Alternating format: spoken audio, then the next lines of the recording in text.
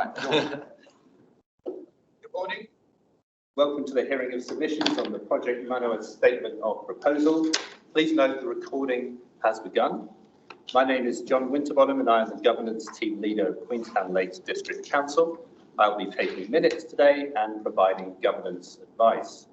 The first order of business is the election of the chairperson. I would like to invite the elected members to elect a chairperson. I nominate Councillor Cox. I second that.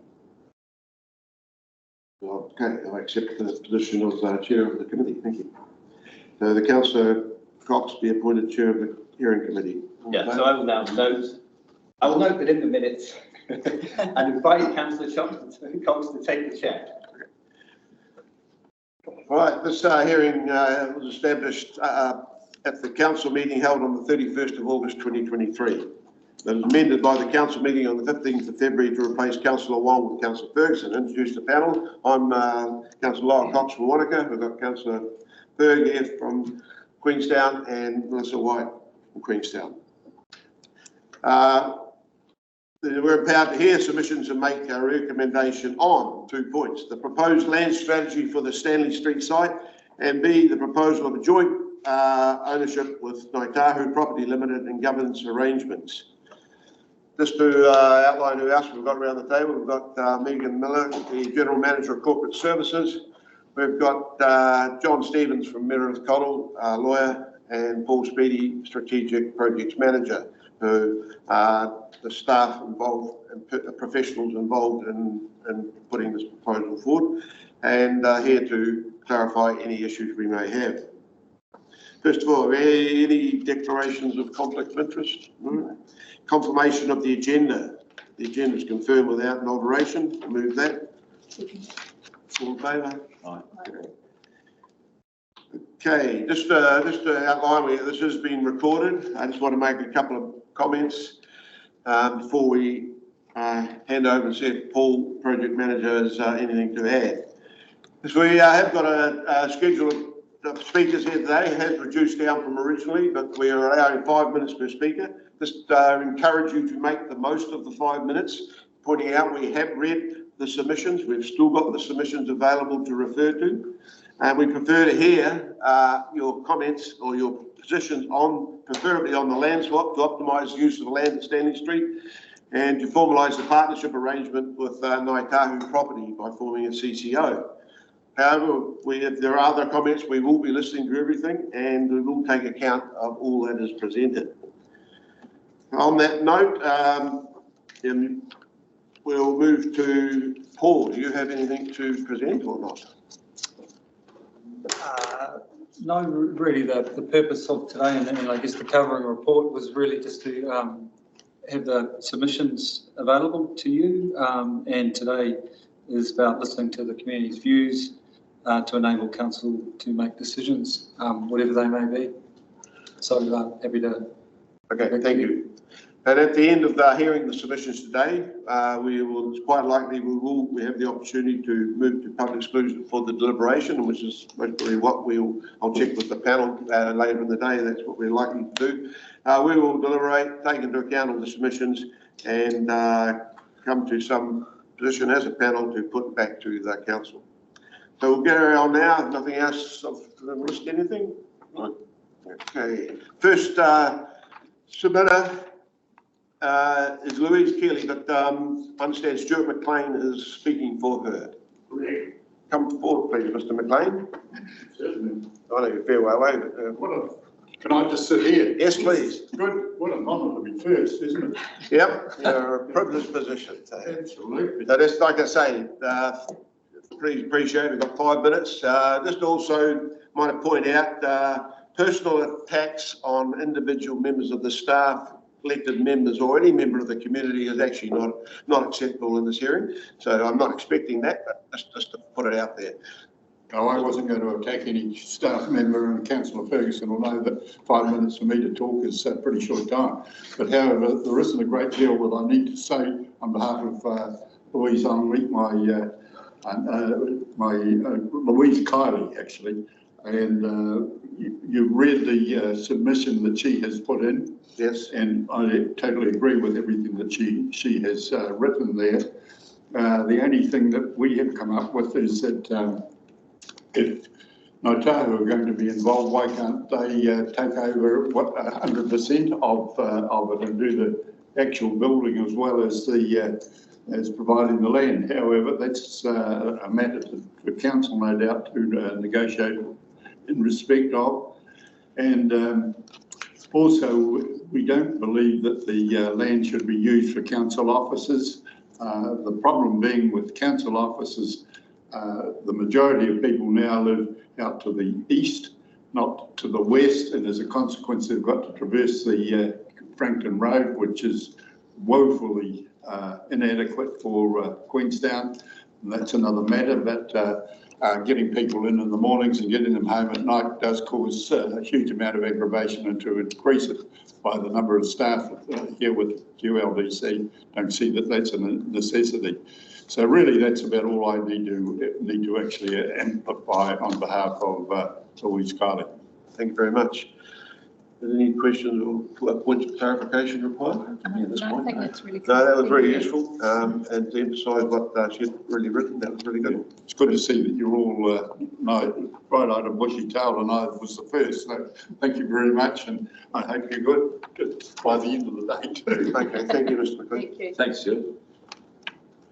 Okay, the next, Brian Fitzpatrick for Remarkables Park Limited. Welcome, Brian. We've got your submission in front of us here. And you've got more to give. This is not the written submission, but if I can just, yep. Thank you. I've got 5 copies of that. It's just some notes, and then there's a couple of attachments on last week's submission. Please.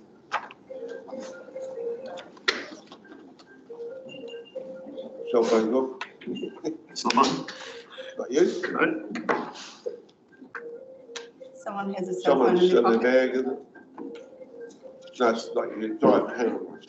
So, welcome, Brian. You just clarify exactly what you've just handed out, so we're aware of it. So I'm going to, sorry, yes, there's the notes first. Are you going to talk to? Yeah. And then there's a couple of attachments. One's a set of minutes and one's a bit out of the LGA. Okay, thanks, Brian. Okay, thank you.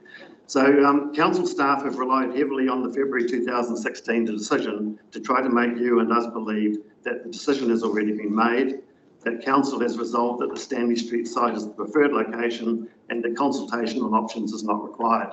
And if you can look now at the minutes, I'm going to read a couple of bits out from that. I've given you a copy of the February 2000 minutes. The first bit I've highlighted is in the advice before the resolution was passed. It says, he noted, however, that the final decision to proceed would be made by the new council. Those making the decision did so on the basis that it was not final. A final decision on location was not made. Secondly, the actual wording of the resolution was that the council confirmed that the council's preferred location for a future council office building is the Queenstown CBD, not the Stanley Street site, as the staff claim. The Stanley Street site is not identified in the resolution. Now, I drew this to council's attention at the August meeting, you may remember. So for staff to be repeating it now, it's not just a simple mistake, it's misleading. Again, from the resolution, that the council confirmed that any proposal would require consultation on the proposal detail and options. Now I say again, and options, not just the details, but the options. Yet council has never consulted on the options and it is still refusing to consult on them, even though that's what its resolution said it would do. I've got one important quote from the Collier's report that the meeting relied on. A decision to shift to Frankton will be a lot clearer in 5 to 10 years. Now, given that it's now exactly 8 years since the Collier's report was written, wouldn't you think that statement would resonate a little bit and that you'd start to rethink things? The next point I want to make is that it's mandatory for you to consider alternatives. The second page in my handout is a copy of Section 77 of the Local Government Act. It tells you that a local authority must seek to identify all reasonably practical options and assess the options in terms of their advantages and disadvantages. Now, this will be your council's decision, a 2024 decision. You can't pretend that the final decision has already been made. There's no room for a technical argument saying we're just making a decision to set up commercial arrangements. The community is well aware what the real objective of the current process is. Your responsibility is to first consider the real options. If you don't, you will lose the trust of the community. Now, turning now to the specific questions as framed in the document, I do not support putting a reserve status on the land at Robertson Street. I would prefer to see that site used for another abbey field or given to the Housing Trust for affordable housing. There's over 1 hectare of land. It's over 3 times the size of the current abbey field. And when we all know the importance of affordable housing, it's woeful that the staff report made no mention of such possible uses in the consultation document. I endorse Kath Gilmore's submissions and her suggestion that the reserve status could be transferred to other suitable land, but you might as well do it to land that's actually used for recreation, such as at the event centre. I do not support establishing a CCO to own and operate a building. Council already owns and leases many buildings without CCOs. It now also employs an extremely experienced property manager. And doesn't recent history suggest that QLDC has had better results when managing projects itself, rather than when it puts them at arm's length and later finds out that it can no longer control them? I do not support a joint venture with Naitahu, where the JV becomes the landlord. Media coverage of Christchurch City's similar arrangement showed that Christchurch City has been paying above market rental and ratepayers are unhappy about it. No detail has been provided to show that the same can't happen to Queenstown ratepayers. I want to talk now about the road stopping process. There is a road stopping process for councils to use themselves under the Local Government Act. Yet the staff proposal is to instead ask the Minister of Lands to stop part of Ballarat Street under the Public Works Act. The reports on the proposal don't even mention that another process, which happens to be the normal and appropriate process, exists.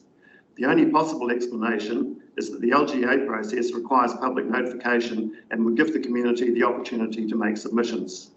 Now, wouldn't you think that if there were 2 options for stopping the road, you as councillors should have been told about them so that you could make the decision over which one to choose? The job of the staff is to give you full and frank advice, not to come up with sneaky solutions that keep the community out. I'm now going to read a statement from my written submission. In recent years, traffic volumes on the state highway network in and around Queenstown have increased at a faster rate than anywhere else in the country. In 2019, traffic demand on State Highway 6A exceeded the practical capacity of the corridor on 140 days of the year, resulting in significant delays and congestion. Based on current mode share, the transport network and Queenstown's parking supply is unable to accommodate further growth in traffic. Now, I didn't write that statement, they're not my words. I merely copied it into the submission. It's your own statement from an October 23 strategy document. My point in raising it here is to ask why the staff writing your reports on Project Manawa have not yet drawn your attention to it. And I again make the point that you're not being well served in the advice you're receiving. Thanks, Brian. You're back here 5 minutes now, so if you just wind up. I'm not going to cut you off too much. You've done a really good written thing. Thank you. Well, look, maybe just I'll go straight to the end. I mean, you didn't invite submissions on the wider proposal, but having read the submissions, you certainly received them. It's quite apparent what the community is telling you. So just one question, where are the submissions from the community that cogently argue the case for a new council office building on Stanley Street and list the advantages? I didn't find any.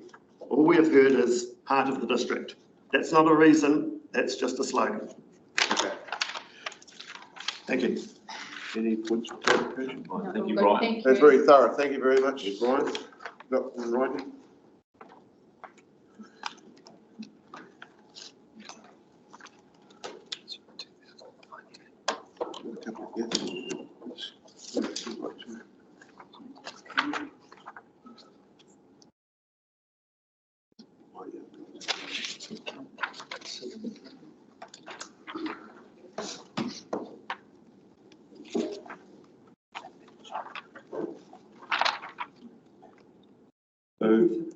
What time is it?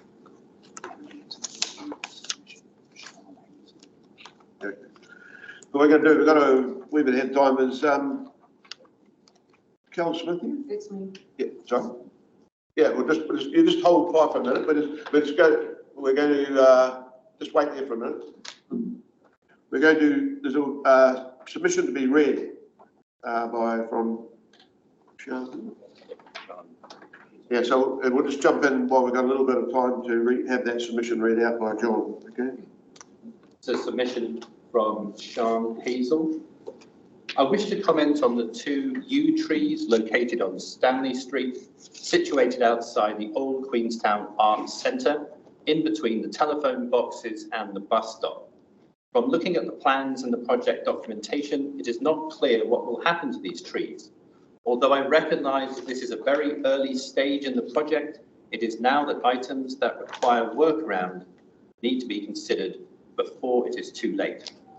I understand that the tree's location represents somewhat of a grey area in terms of the proposed boundary of the project, and that it is also possible that their distance from the road may mean that they fall within Waka Kotahi's jurisdiction instead. Regardless, I would like to submit that they be provided for in Project Manawa's plans in order to safeguard them. You may ask, what is so special about a couple of trees? Coming from a country with a high population and with space at a premium, I can say firsthand that it doesn't take long for an area to look heavily urbanised. Many trees have been chopped down within Queenstown CBD in recent years, all to make way for building and expansion. Although progression of the town's infrastructure is important, every time buildings and trees are removed, another part of Queenstown's original identity is lost, leaving it at risk of looking unrecognisable and like every other town's CBD. Although not a native species, they are not wilding pines either. Instead, they stand tall and provide some welcome greenery within an otherwise urban space. Many tourists come from cities with very little greenery, and the sight of these trees are aesthetically pleasing to them. I work nearby and have the pleasure of looking at the trees out of the window. They provide shade to bus users, and I have witnessed children playing in and amongst them, tourists taking photos of them, and visitors inspecting them.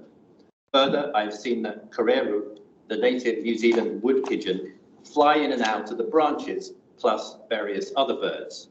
Yew trees can live up to 3,000 years, and to reach even their current size will have taken many years.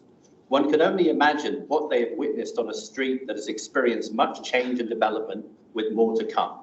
I'm sure the project can make provision for new trees to be planted. However, as we know, trees take many decades to mature, and planting saplings as a substitute will mean years before they reach any significant size.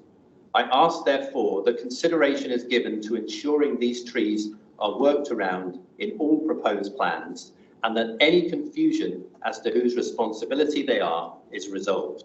Leaving them in place will provide a sense of familiarity in this ever-changing landscape. Thank you for this opportunity to comment. Thank you, John. Okay. Carol Smith.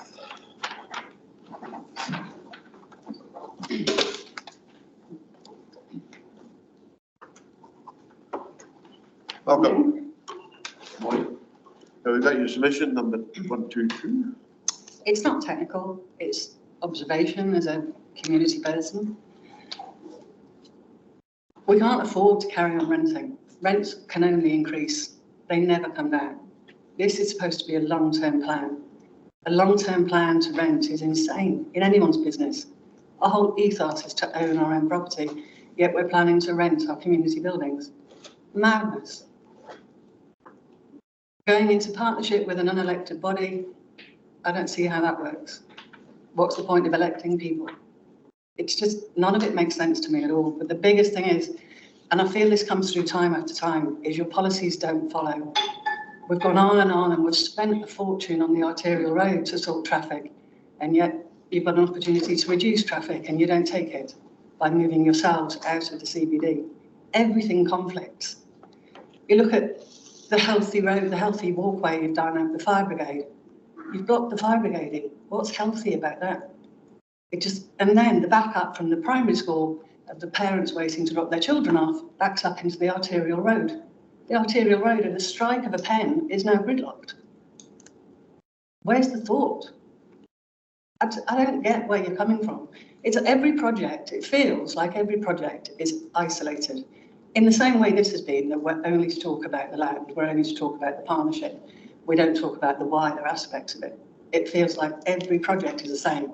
You've looked at the healthy walkway, you've installed a healthy walkway. The problems purely on that one piece of road outside the fire station are immense, absolutely immense, and truly trash the arterial road purpose. because you're going to have problems at the Camp Street roundabout forevermore. Come winter, drop-off times with the kids are extended because they've got ski equipment. Then you've got the ski buses coming, and you've got parents, every single parent that drops off has to come via the Camp Street roundabout. It's the arterial road. What's the plan? Is the plan to create congestion or alleviate congestion? Nothing flows. Outside looking in, it's not a technical thing. Nothing flows with what you say. But I honestly think that comes from everything is done in isolation and in very, very small chunks, and you don't look at the whole perspective. The gentleman before me has said the same. We're only looking at small aspects of things and we're not considering the whole project. And more importantly, the impact of the project. You've got the project over the line with the healthy walkway, but the impact of it is ridiculous. To allow people the opportunity from Arthur's Point to cycle into town has ruined the arterial road.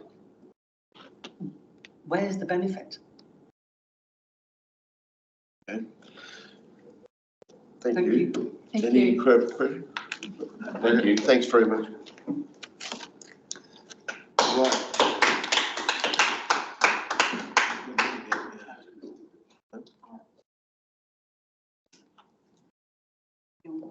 Yeah.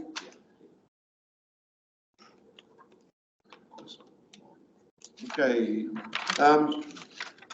we're ahead of the schedule, but Kath, are you okay to come forward and speak now, please? Sure. Especially if I have until 5:15. Yay! Yeah. God, I spent 10 hours condensing it. I could have kept it long. That doesn't count. That's mine. Just to, you know, the traffic was backed up to Villa del Lago on our way in at 10 o'clock on a Monday morning. Yep, okay, I came in that way too, so I've seen it. So thanks for being here, Kath. Just to acknowledge some of you did raise some concerns about the process that has been dealt with and addressed. So we really encourage you to spend concentrate on it. Well, it's up to you, but 5 minutes, go for it. Thank you. We've got all your written submissions, which Yes. is really good, really comprehensive. And we've And I read all that, we've got it all now. No, this is this one. And I have the copies for the 3 councillors. Okay, thank you, thank you. Dear councillors, I trust you enjoyed reading all 26 pages of my submission. To briefly elaborate, 1, this consultation lacks legitimacy. As you know, I've made an official complaint about this consultation, the process, comms, misleading analysis and so on. The fundamental problem is that this hearing is based on the false premise that consultation has been done on where and what Project Manawa should be. It has not. As a matter of high strategic importance, under Council's own policy, these 2 fundamental questions should be decided first using the special consultative procedure. To instead use this process for 2 peripheral issues is a disingenuous attempt to retrospectively claim community consent, clearly contrary to comments in the huge majority of submissions. Please note details on these issues in Appendix 4 below, what I will simply give you, as this agenda's report minimises the seriousness of this charge. Council number 2 is outdated. Council reports have constantly justified their CBD office site preference by citing the town centre master plan based on a 2016 Collier's report. Council both are seriously outdated. Frankton Road congestion, sparse parking, locals living mainly in or beyond Frankton, business now concentrated in Frankton flats, huge council debts. These have totally changed the landscape.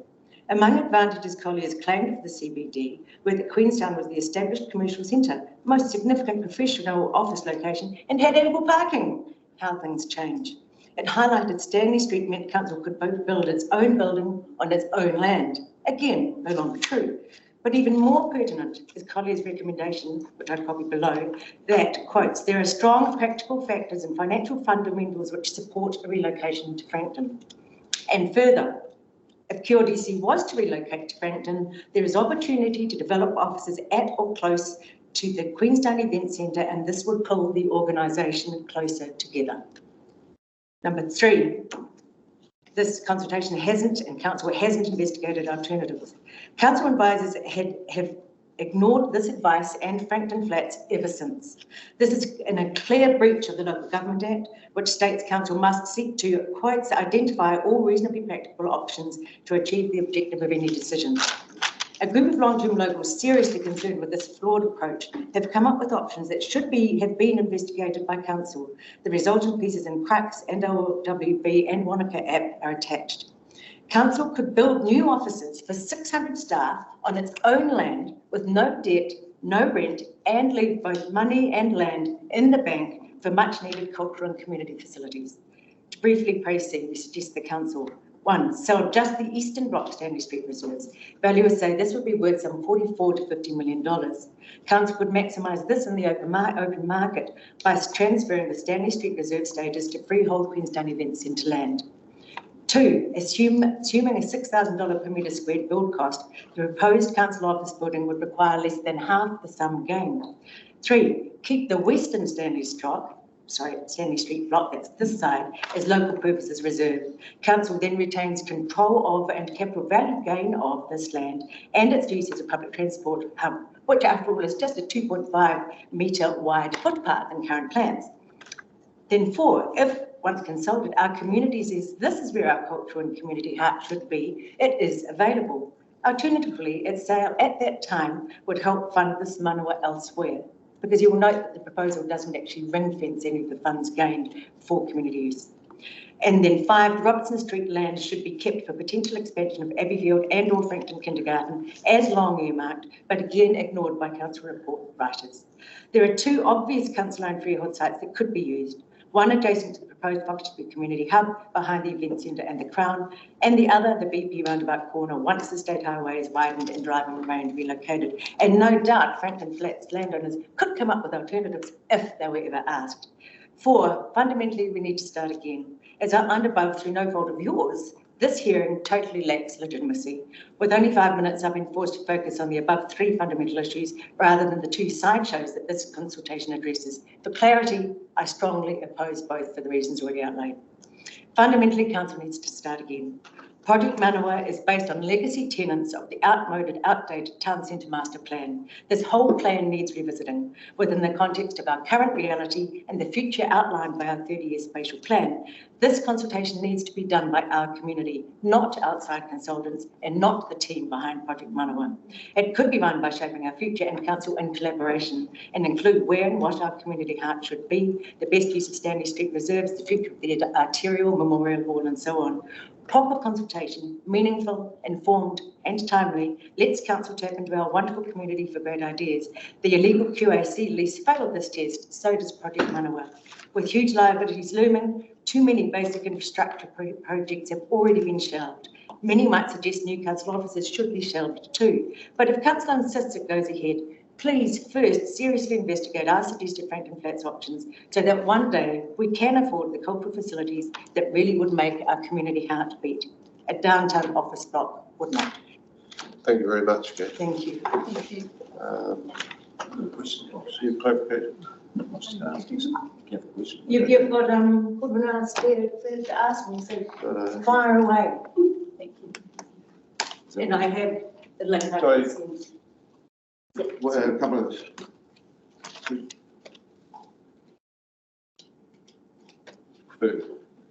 Yes, Kath, just one question for you. Yep. I just wondered whether you can expand on a line here in your submission, the population shift to new suburbs in the east and south of Frankton means Frankton is a natural local centre.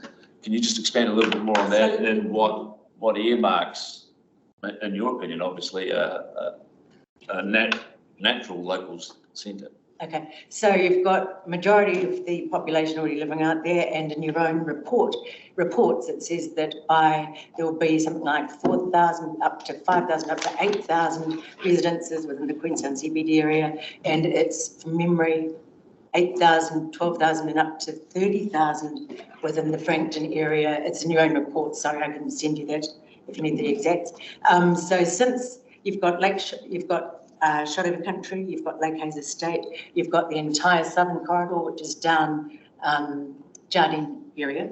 So you've got, what do they call it? Henley's Farm, all those ones. That's earmarked for 10,000 residents. So you've got 10,000 there, you've got about 20,000 in Frankton, Old Frankton, New Frankton, Shotover Country, You've got all the one, they're now talking about on the other side, the Stalker side development, Arrowtown. It's a spatial, you look at your spatial plan, you can see there.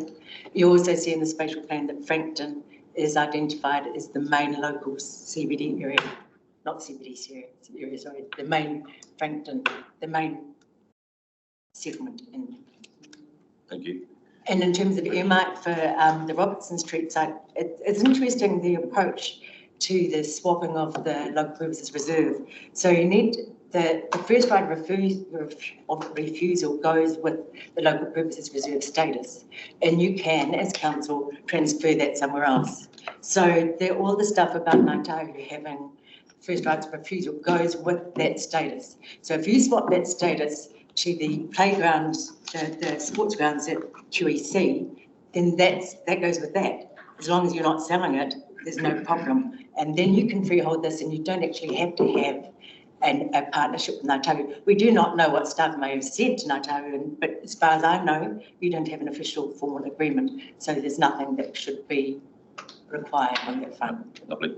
Thank you. Thank very you. much. Thanks, Kate. Thank you. Welcome, John.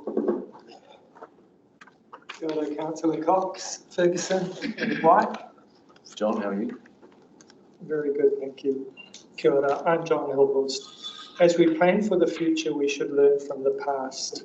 So today I'll talk about supermarkets, swimming pools and the Wanaka Airport. When I arrived in the district 30 years ago, the key topics of the time were we needed a supermarket, we didn't have one, a public swimming pool, which we didn't have, and a performing arts and community centre on Stanley Street Reserve. The proposed site of the supermarket was Church Street. That's in the middle of town. An underground car park was installed in the 90s and sat empty for some years as the debate raged on whether it was in the right place for Queenstown's first supermarket. Can you imagine the diabolical traffic problems we would have today if we had built that supermarket in the middle of Queenstown? The obvious place for supermarkets clearly now is in Frankton Flats. We just couldn't see that then. When the public swimming pool, with that pool, the proposed site was Queenstown Gardens beside the ice rink. Only staunch opposition from the guardians of the Park Street Reserve and the Wakatipu Historical Society eventually forced council to seek alternative options that finally saw the pool located in Frankton.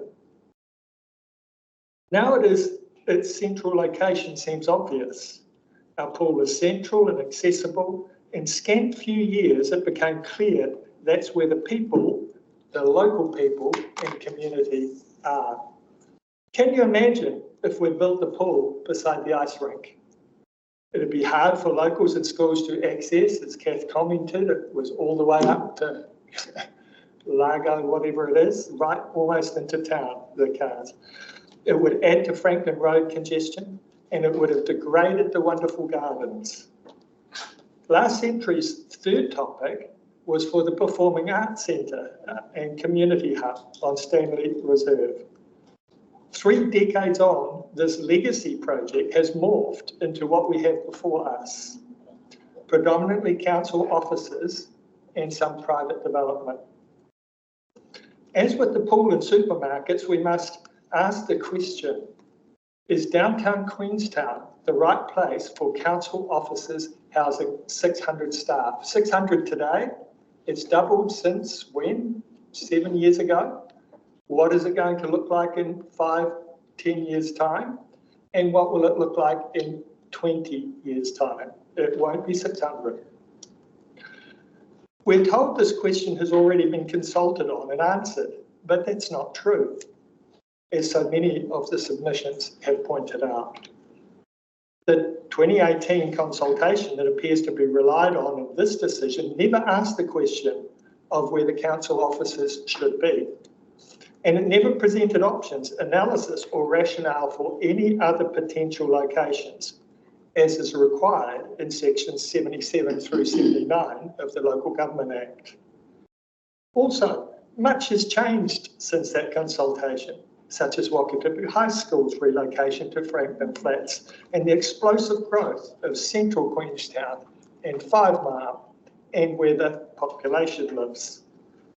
The project Manawa would locate council's 600 staff in the wrong place, and it would cost significantly more and offer less than alternative options outlined in various submissions, such as the previous one. Options that council has not considered or included in public consultation. I ask you to remember what happened to the Wanaka Airport lease. Councillors were assured by their executive leadership team that all was in order. And I understand it came as a shock to several when the judicial review quashed that lease contract because council had failed to adequately consult its community. I think that we have a similar situation here, where this legacy project with tunnel vision and council hubris is failing its legislative responsibilities to properly consult with its community. Those past supermarket and pool decisions were overseen by then Mayors Warren Cooper and Clive Geddes, and we were all saved from badly located assets. Now they join other past Mayor Vanessa Van Uden in opposing this project. I ask that you learn from this recent history and experience and don't make the mistake of locating council's office on Stanley Street when there are better options, more centrally located, more accessible to staff and computer, and cheaper to boot. Try Franklin Flats. Thanks, John. Yeah, there's visual. Okay, thank you very much. Oh, you know. Right.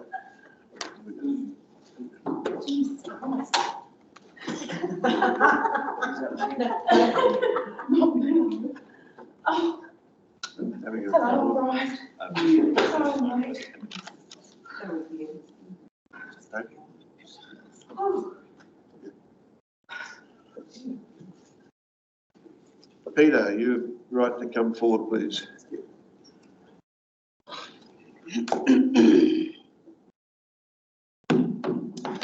Good morning. My name is Peter Newport. I'm the owner and managing editor of Crux, a local news site. Thank you for the opportunity to speak today. We did a survey last year of our readers using a software platform that checked on IP addresses. What that means is there's no duplication. People can't submit twice. So we had 600 survey replies and we had 212 comments. Of the 600 replies, 557 people were against this proposal. That's 94%. 6%, in fact, were in favour. You've received a copy of the comments and the survey results, but I'll just quickly summarise what the view of our respondents were. Those in favour thought that the CBD needed extra energy and focus and made the arguments that it was a good thing from a cultural point of view. The people against, broadly speaking, said the council cannot afford this project. They expressed concern over the technical nature of the consultation and said it was impossible to understand the land swap and the Ngātahu proposal, and there was concern that this feedback would be translated into positive feedback in the future, when in fact it only relates to 2 technical matters. There was concern over the Christchurch City Council experience with Ngātahu property, in particular the fact that the council ended up paying higher than market rent, and even after a year of negotiations, that rent had not been reduced. There was concern over the land swap, and a lot of people said, well, surely it has to be of equal value to be a valid land swap. We're not technically qualified to answer that, but that was a point that was made. There was a lot of concern over the project complexity in the sense of stick to your knitting. I mean, that's really what people were saying, just keep it simple. There was a view that because of Lakeview, Ladies Mile and the Artera Road, there was a near total loss of confidence in council's role as a speculative property developer. and a loss of confidence in the council as a project manager and budget owner. A lot of people observed that the corporate population has moved to Frankton. There were respondents who agreed that the council needed a single building. That wasn't in doubt, that, you know, it made no sense that you spread across these different buildings, and that when you do get a new building, it needs to be carefully budgeted in a practical location. So people weren't deaf to your need for a new council building. A lot of people agreed with the former mayors that 516 Ladies Mile should be included as an option. It's owned by the council, it's large enough. A lot of respondents asked why that parcel of land has been ignored. One of the previous submitters pointed out that this makes no sense at all. That was a lot of the comment that came back to us. Not always using that polite language, but that was the guts of it. Finally, my sense as a journalist is that this is a tipping point where the community has reached the conclusion that feedback is never actually listened to by the council, and that the council often has its own predetermined agenda. As a resident and ratepayer, I hope in this instance, at least, the council does actually listen clearly to the community. Thank you. That's okay. Just to confirm, I have to bring the survey. You actually asked the questions in the survey as per the proposal here, those two points about land swap and that was it. We asked two questions. Did they agree with the proposal? We did have a meeting with CEO. I mean, the proposal though, you're talking about the proposal for the land swap and for the CCO. Yes, I mean, the comments we invited were around the proposal, but most people departed from the proposal to make comments about the general project. And I completely understand that your invitation for submissions was around those two questions. That's right. That's what I'll clarify that. Okay. Any other? No, fine. Thanks very much, Peter. Thank you. Thank you.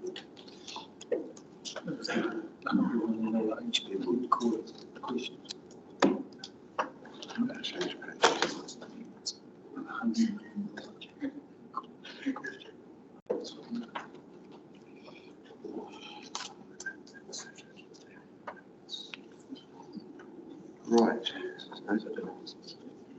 Mr. Elliott.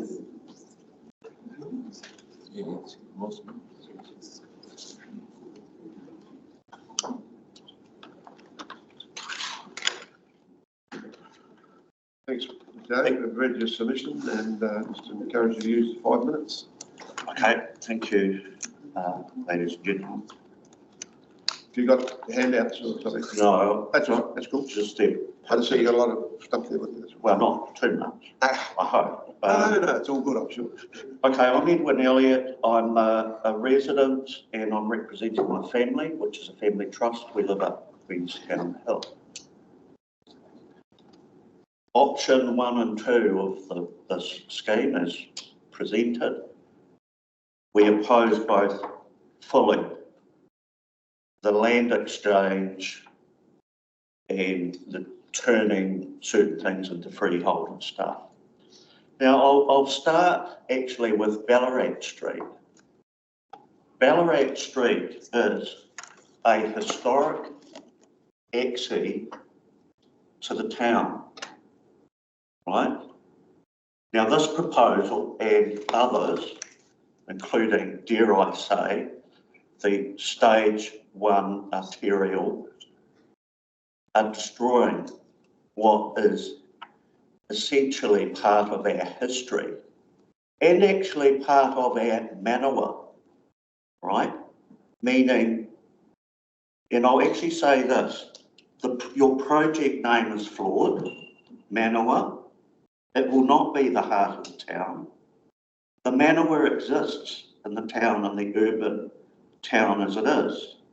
And this Ballarat Street is the main actual focus of it. Can I say, it was essentially our main street, or still is. Here is an 1874 watercolour done by an American artist that celebrates Ballarat Street. Here is a picture in the 50s. Look at the link up the hill.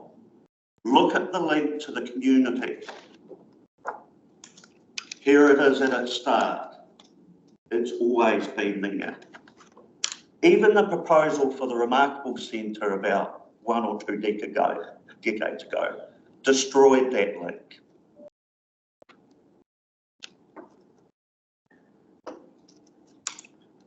For residents of Queenstown Hill, this link still must remain.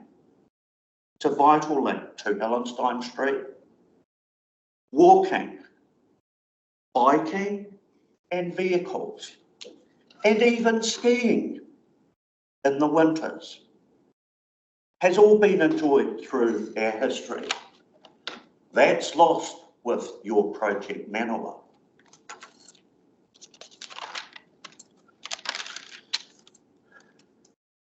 Locals of Queenstown and Queenstown Hill are appalled at the stage 1 artery, which is connected with this project. Look what we have now.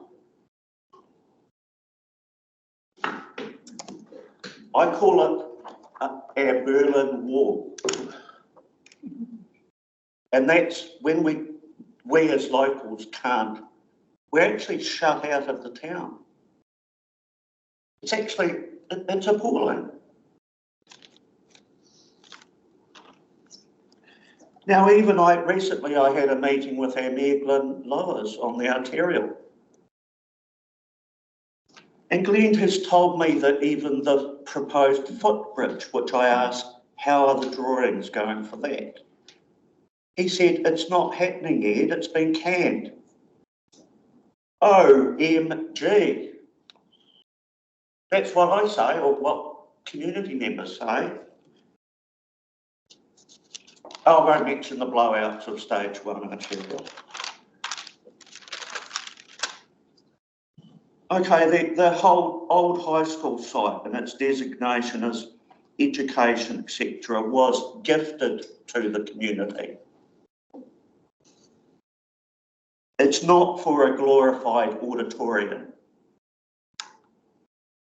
When we have a memorial hall, and that memorial hall is in the right place, and that could be upgraded, don't make any more waste of money and our resources with removing that important access. And remember the people that died. That is why that memorial hall is there. So we don't need a new one at your so-called Manawa. Joint venture governance model. Now, no disrespect to Ngāi Tahu, that, you know, I know what they mean, but they are also developers. And QLDC shouldn't be involved in developers, let alone an arrangement when you're leasing it off, you know, partly off them. We totally oppose this. QLDC have an appalling record at joint ventures. Look at Alliance, for instance. Need I say any more about stage 1? Your 5 minutes is up, so that most probably... That's fine. Yeah, thanks. Project Manawa would destroy the heart of the town. Give us locals and communities some mana back, some spirit of place, and don't remove Ballarat Street. Thank you very much. Thanks, Mr. Elliott. Thank you. Thank you, Ed.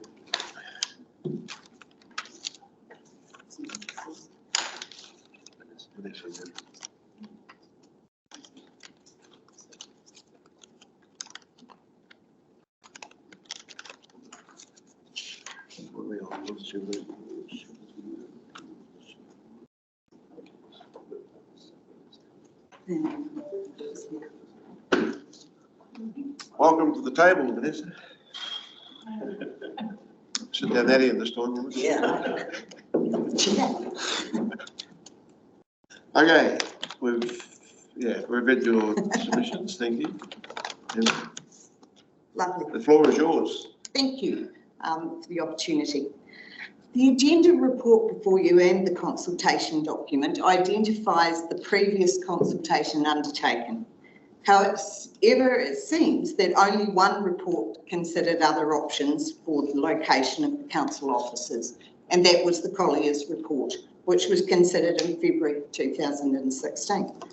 This report identified that the location of the council building on that reserve and the cost of delivering a one-off solution was deemed to be of high community interest. And for that reason, the council decided that that option would be the subject to special consultative procedure through following annual plans. I do not think it is appropriate to conclude this forms a basis for a decision that the CBD location for a council office has been consulted and agreed by the community. In other words, agreeing to proceed with this proposal is putting the cart before the horse. Times have changed since 2016 and in fact 2018, where the traffic we moaned about was nothing like what we experience today. You could still reasonably expect to get a park in the town centre, and it was still, although declining even then, a place of relevance for the community. Our place has changed. Therefore, it makes sense that the planning undertaken at the time has lost some relevance. We have different issues. I would like to suggest that the council's next step is to actually revisit the master plan for the town centre and ensure that any revision delivers for the future needs of the community, not the needs from 2016 and 18. There has been little analysis of the options for alternative locations for a new council office. And while the consultation says that this is not about the location of the council office, the need for a reserve swap to create freehold land is about locating the council office on that freehold land. If the council office is not located in the CBD, I think there is no need for a land swap. As to appropriate land not being owned by council in the Frankton area, an option on council-owned land has been publicly put forward by Kath and others. That, in my opinion, has merit. And that, along with the example proposed by the mayors, are all land available in Frankton. I have been part of many discussions and decisions about new council offices. I understand the reasons put forward. As a number of you around this table will be aware, I am not a believer in many of these justifications, particularly on the claims of improved efficiencies. All I would ask here is that before you commit to a new building, is that you actually ensure the building is the right size for the right size staff and ask for the benefits to be quantified and compared to the proposed cost to ensure that the project is economically justified. The land that we, the community, own in the town centre is a strategic asset. This land should be maintained in community ownership so that future generations have the opportunity to benefit. We sold part of our land at Lakeview for some as yet unrealised future benefit, and I beg you not to agree to any proposal that sells or transfers ownership in any part of this land. When I think about the people that are ultimately going to make the decision about the future of the proposal, i.e. you, I see a group of community representatives that have been poorly served by the distance between them and the decisions that have ultimately cost our community many millions of dollars. Statements made by councillors last week about the bypass costs demonstrated concern about having all of the accountability and responsibility for the costs and virtually none of the control. And we don't have to look much further afield to identify Lakeview as another large-scale project where councillors have had all of the responsibility but none of the control. Please don't agree to this type of governance arrangement again.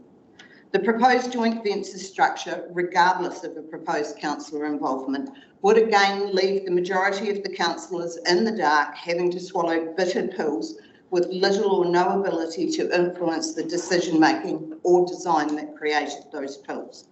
I ask you not to support the creation of a holding company or a CCO and further dilute your ability to govern our community's assets and development. In summary, can you please revisit the strategy for the town centre and ensure that it delivers for the future needs of the community? Ask for the council to be right-sized and for the benefits to be quantified for a new office. Consult with the community on all options for the location of any justified new council office. not undertake any land swap until such time as the above has been concluded, not agree to any proposal that sells or transfers ownership in any part of this site, and not support the creation of a holding company or CCO and further dilute your ability to govern our community's assets. If this project should go ahead, it should be council-owned and delivered project when it can be afforded. Yes. Thank you very much. No. Thank you. Yeah, thank you.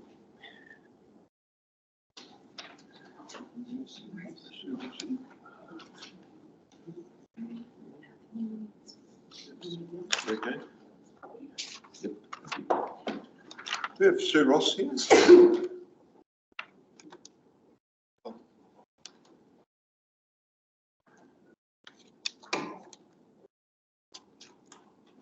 Good morning, and thank you for the opportunity to speak. Good morning. Good morning. I am a resident of Queenstown. I am also an engineer with a long career in large infrastructure projects and expertise in construction contracts and claims. When I Google the question, why do we have local councils in New Zealand? The local government New Zealand website tells me that councils' role is to enable democratic decision making by and for communities and to promote their social, economic, environmental and cultural well-being. In practice, I'm told, this means everything from footpaths and lighting and the supply of fresh water to resource management and environmental health and safety. Fresh water, let's think about that for a second. How many months were we that live in the centre of town on a boil water notice last year? How about footpaths and lighting? Council, I understand, took money from central government for shovel-ready projects, including the so-called upgrade of Park Street. I say so-called because it only actually applied to a very small portion of Park Street and only one side of that street. To say that those works were poorly executed is being extremely generous from a construction point of view. Coordination of the works was non-existent. One section I saw being ripped up 3 times and re-asphalted. There is only one reason a contractor will work in that way. Council's latest roading projects, which I've heard in the brief time I've been here this morning, mentioned several times already, is almost at a 50% budget blowout, according to the mountain scene. And we're months away from any kind of viable solution to the traffic problem that we have on Frankton Road.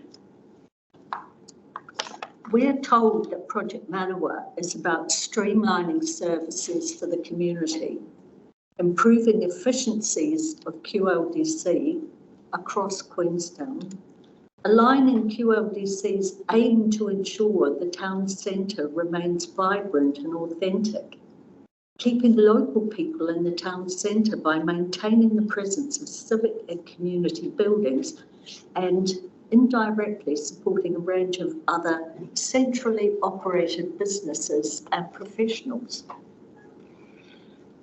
Council efficiencies may well be improved by having everyone in one office, but that doesn't have to mean that it's at the proposed location. Council offices ought to be located on cheap land, not prime commercial locations. And they ought to be functionally and operationally adequate and not an edifice to overindulge in spending. Most of the services in the town have already moved to Frankton, where cheaper rents, parking has made the area interesting for commercial and residential development.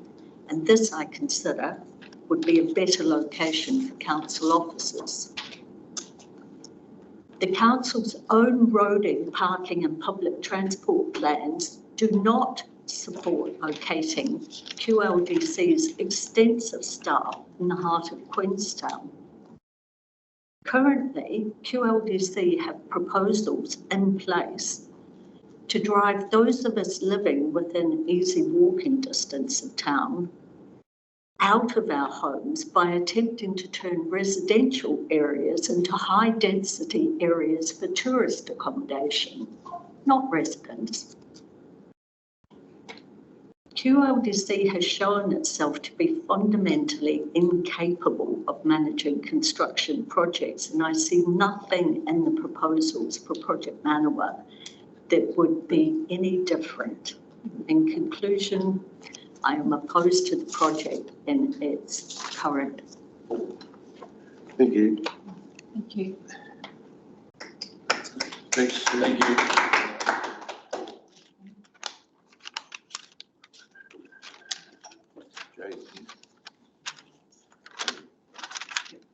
Jay, would you like to come forward?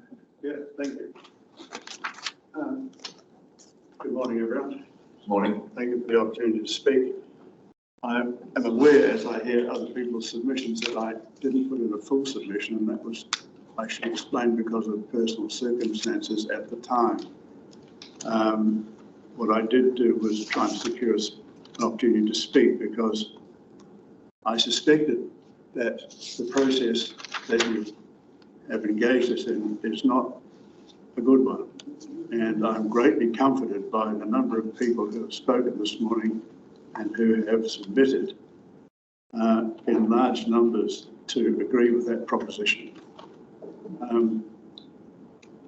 In fact, there's so many submissions supporting a rethink or opposition to this that I don't want to take up my time or yours by doing other than saying I support all of those submitters who oppose this proposition. I'm aware that we've been asked to consider or submit only on 2 narrow questions, and I'm upset that that has been done in a disingenuous manner to keep the community from engaging with the real issues here, which are much broader. But however, everyone seems to have resisted being restricted to those 2 questions. And all the issues ranging from the fact that the place has moved to Frankton, the cost overruns we've suffered, the failure of council to produce what our rates are required to produce in just in water, waste, traffic management, buildings. The change in time since any of these things were considered, the bold fact that these things were not properly considered by the community, and there is no mandate for this at all. And indeed, there is some question about the legality of this process. All of those things I support, and I specifically support what Kath Gilmore, John Hillhorst, Brian Fitzpatrick, Mr. Smith, Vanessa Van Uden, and I suspect the other mayors will say, and particularly was taken by Mr. Elliott's submissions, which have to do with where the real heart of this community is and who should be in charge of it. And it is not people who are the authors of such proposals as this. I particularly support Vanessa Van Uden's adroit description of how it is that decisions get made.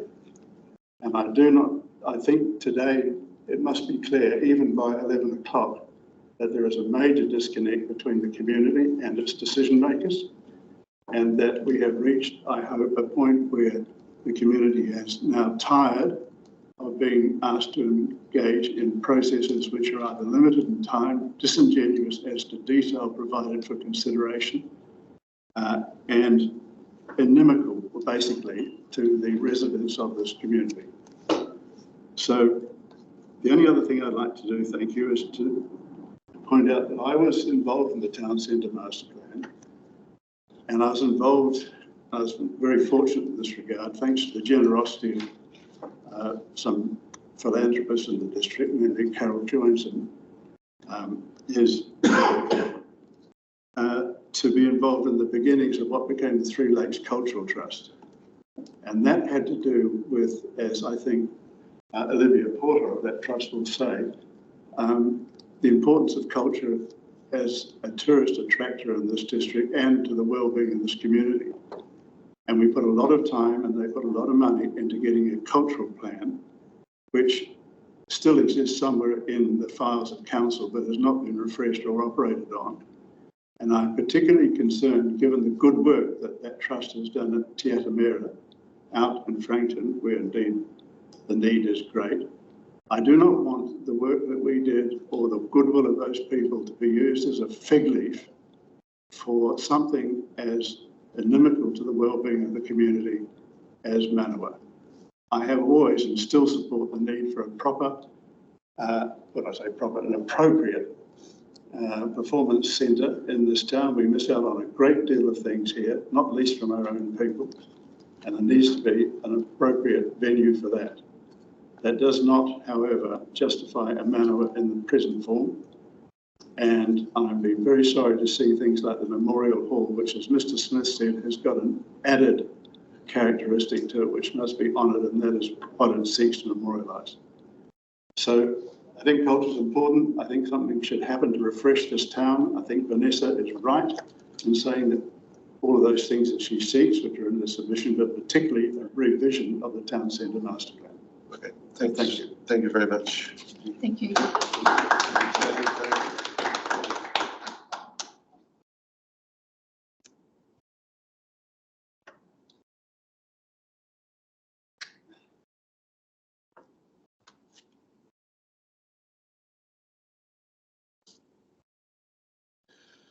Okay, Joyce Barry.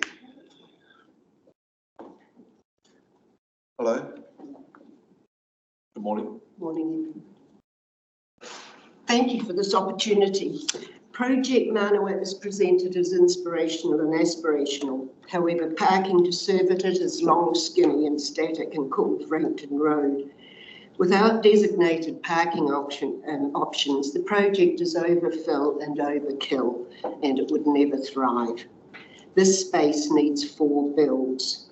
1, Manawa, a visual spectacular.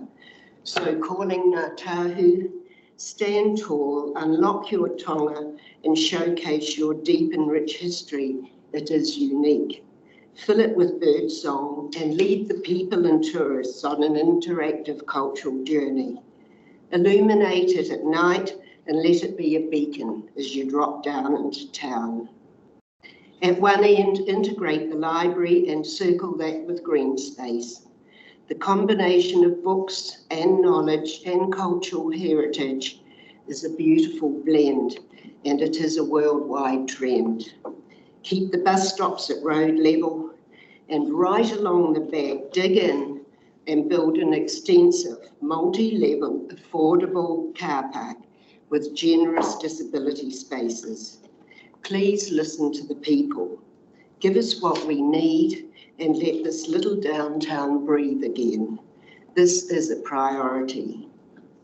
Everything else can go elsewhere in their own time. There is nothing sacrosanct about council buildings.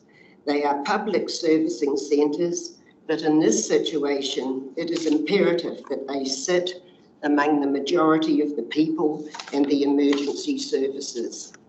A modern headquarters needs generous parking for 5-minute drop-offs, 1 and 2 hour parking for meetings, excellent disability access, visitor, bike stands and staff requirements. The site needs space, but most importantly, they need proximity, if not integration, with Civil Defence headquarters. And all of these services need to be as close as possible to emergency services.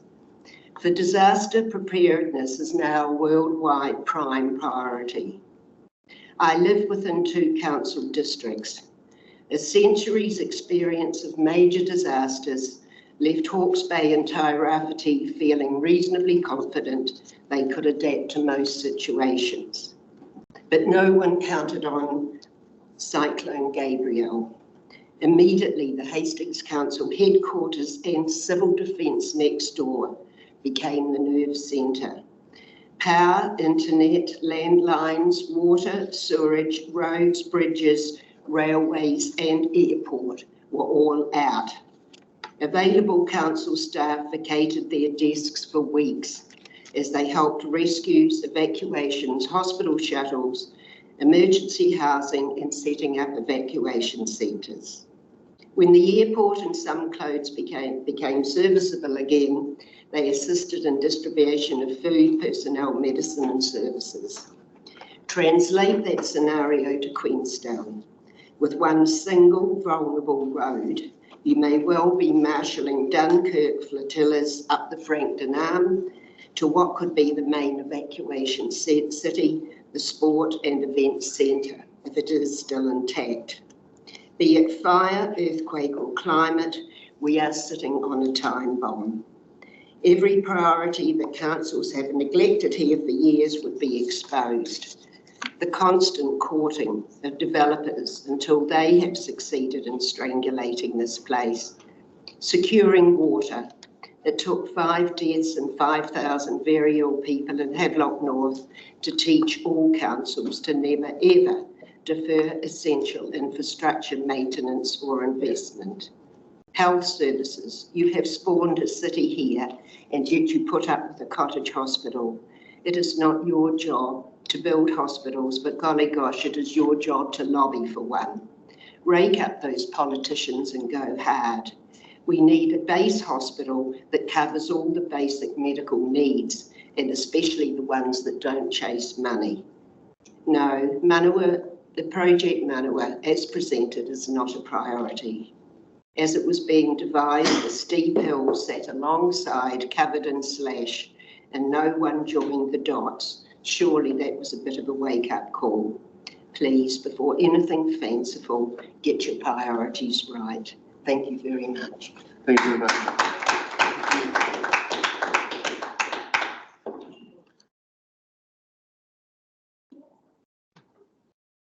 Matt? Thanks, community run for being very early today. I'm pleased I was on time. Yeah, good thing you're on time. Thank you for the opportunity to speak today regarding our submission, Project Manawa. Destination in Queenstown, DQ, is the Regional Tourism Office. DQ represents 1,000 members. DQ is responsible for both destination marketing and destination management in Queenstown. Our role is to position Queenstown in both international and domestic markets and to work collaboratively with our partners to deliver the region's destination management plan, focusing on a regenerative tourism by 2030. When discussing Project Manawa with our members and other stakeholders in the community, we are shocked at the lack of knowledge of this important intergenerational project. I think it's important to note that actually there was an extension on the consultation from the 18th of December to the 22nd, which might imply that there was a lack of consultation at the time. The timing pre-Christmas feedback feels rushed. It doesn't encourage meaningful engagement. We recommend further consultation and engagement is sought from the community, and more detailed information should be provided about the plans for proposed facilities. Destination Queenstown feels very strongly that a transport hub is crucial, given the region's commitment to the destination management plan for a goal for carbon zero visitor economy by 2030. It is important that a solution is developed that supports transportation in the community and the visitor economy. However, it is a concern the current proposal shows insufficient provision for a major transport hub with the ability to transfer from one mode of transport to another. Destination Queenstown supports bringing council operations into one location as opposed to the various offices around town to enable a coherent team whilst also creating efficiencies. We're also supportive of having an arts and performance space as part of the proposed site, but we'd like to see this as a much more multi-use complex incorporating corporate conference facilities. Destination Queenstown is generally supportive of QRDC's preferred options for Project Manawa, but would like to request more time for community engagement and feedback. Thank you. Thanks, Matt. Thank you, Matt.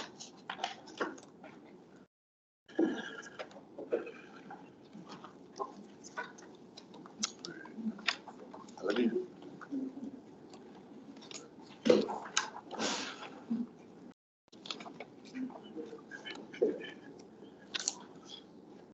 Welcome. You all right? Thank you. Tēnā koutou, tēnā koutou, tēnā koutou katoa. Thank you for the opportunity to speak today.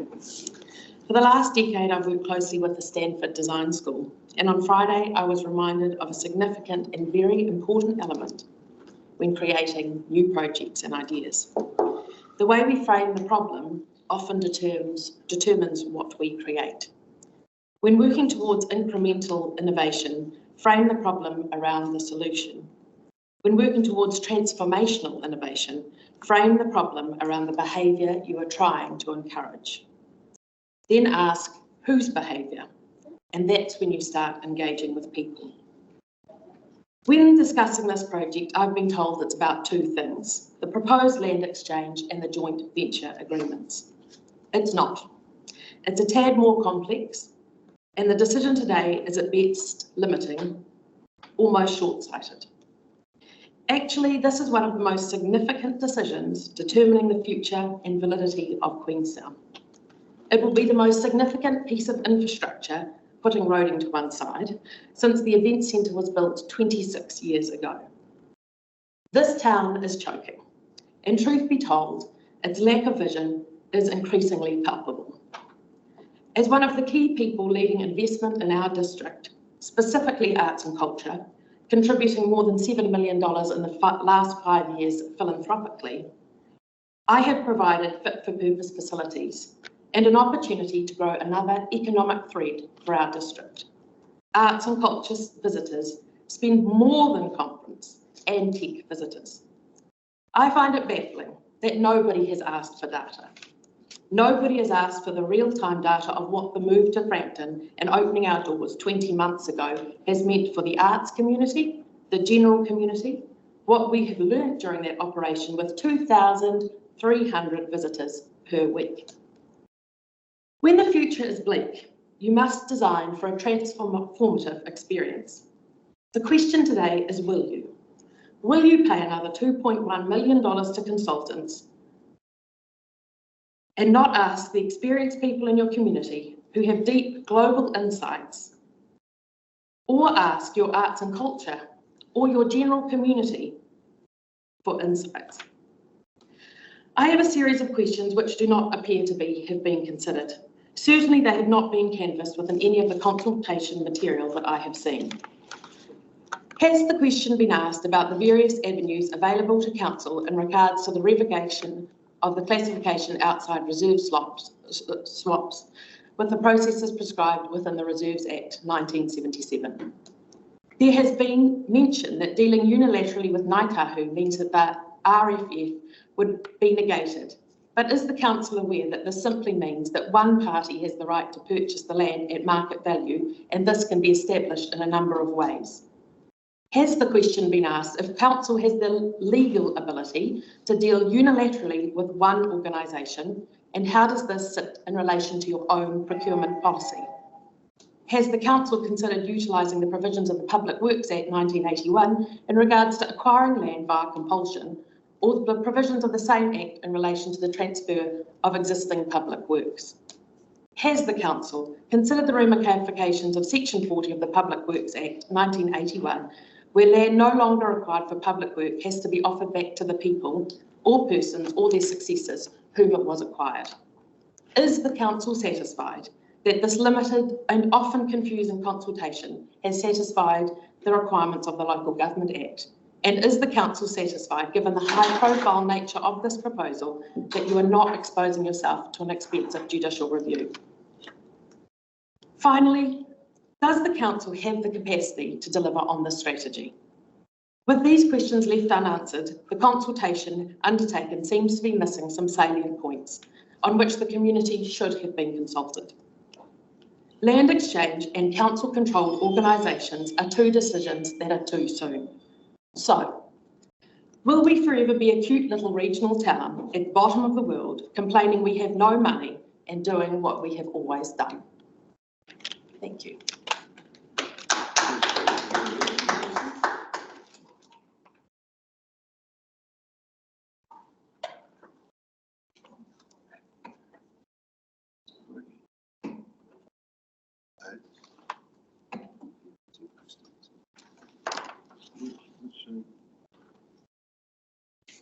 Kristen Stalker.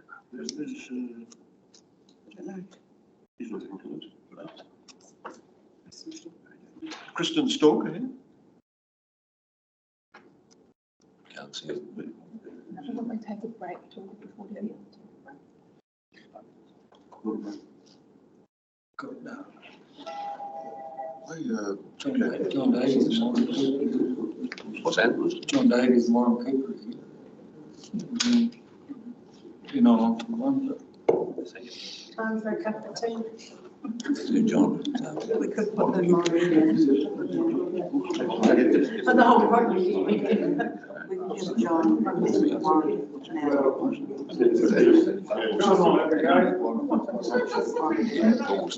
To John. now. Yeah, do them now. If they're ready. To John. Yeah. I'll ask them to talk to Hang us. on, He's not even on. No? Is there a live stream on it? No, it's been recorded. No, it's not live stream. So, I just check, I haven't got you on the list, though. I just wanted, I've been asked to speak for Jim Farquharson. oh, is that what it is? Yeah. Ah. Okay, so that's next. So that's I- actually next. So, yeah, we'll have you now then. Sorry, we had crossed you off the list, but we're still there. We've only got a line through you, so we'll take the line off, right? Well, Sorry about that. I just look at you and you're all anxious to speak and I'm trying to work out where you are on the list. yeah, Okay, no. now I know. Jim wasn't able to make it. He's, Right, so you're yeah. talking for Mr. Jim. I am, talking for Jim Farquharson. And Jim writes, my name is Jim Farquharson and I have lived in Queenstown since 1995 and witnessed many changes during that time. My position on the Manawa proposal is I oppose it in its entirety. Reasons. 1. Involvement with Ngāi Tahu. This model of joint ownership has already proved to be fraught with long-term dangers in Christchurch City, resulting in a 99-year tenure agreement where the council is already paying $149 per square metre rent higher than similar properties in Christchurch. If you take the 20,300 square metres at $149 makes for a higher payment of $3 million plus annually. Multiply that by 90 years, comes to $2 billion plus. A waste of ratepayers' money. The only beneficiary of this proposal is Ngāi Tahu. The Christchurch City Council rent space is 20,300 square metres. The rental is $10,799,000. Similar building rental would be $7 million plus. Extra per year rental is $3 million plus. The solution for us, identify and sell some current assets that have no debt on a building for staff to occupy. Another option is to continue to rent existing spaces and do a time and motion study of staff outputs, and we will likely find that we do not need 600 staff now or in the future, and therefore need less space. I'm happy to do this with other experienced time and motion people for zero cost.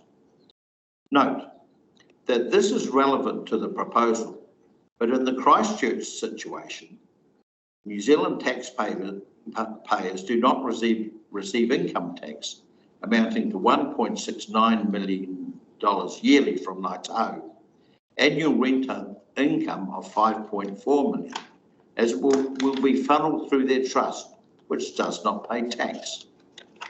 If you extrapolate that for 90 years, it is $152 million untaxed income. 2, current example of our control costs to ratepayers. The roadwork stage 1 is an example that clearly shows council cannot control project cost.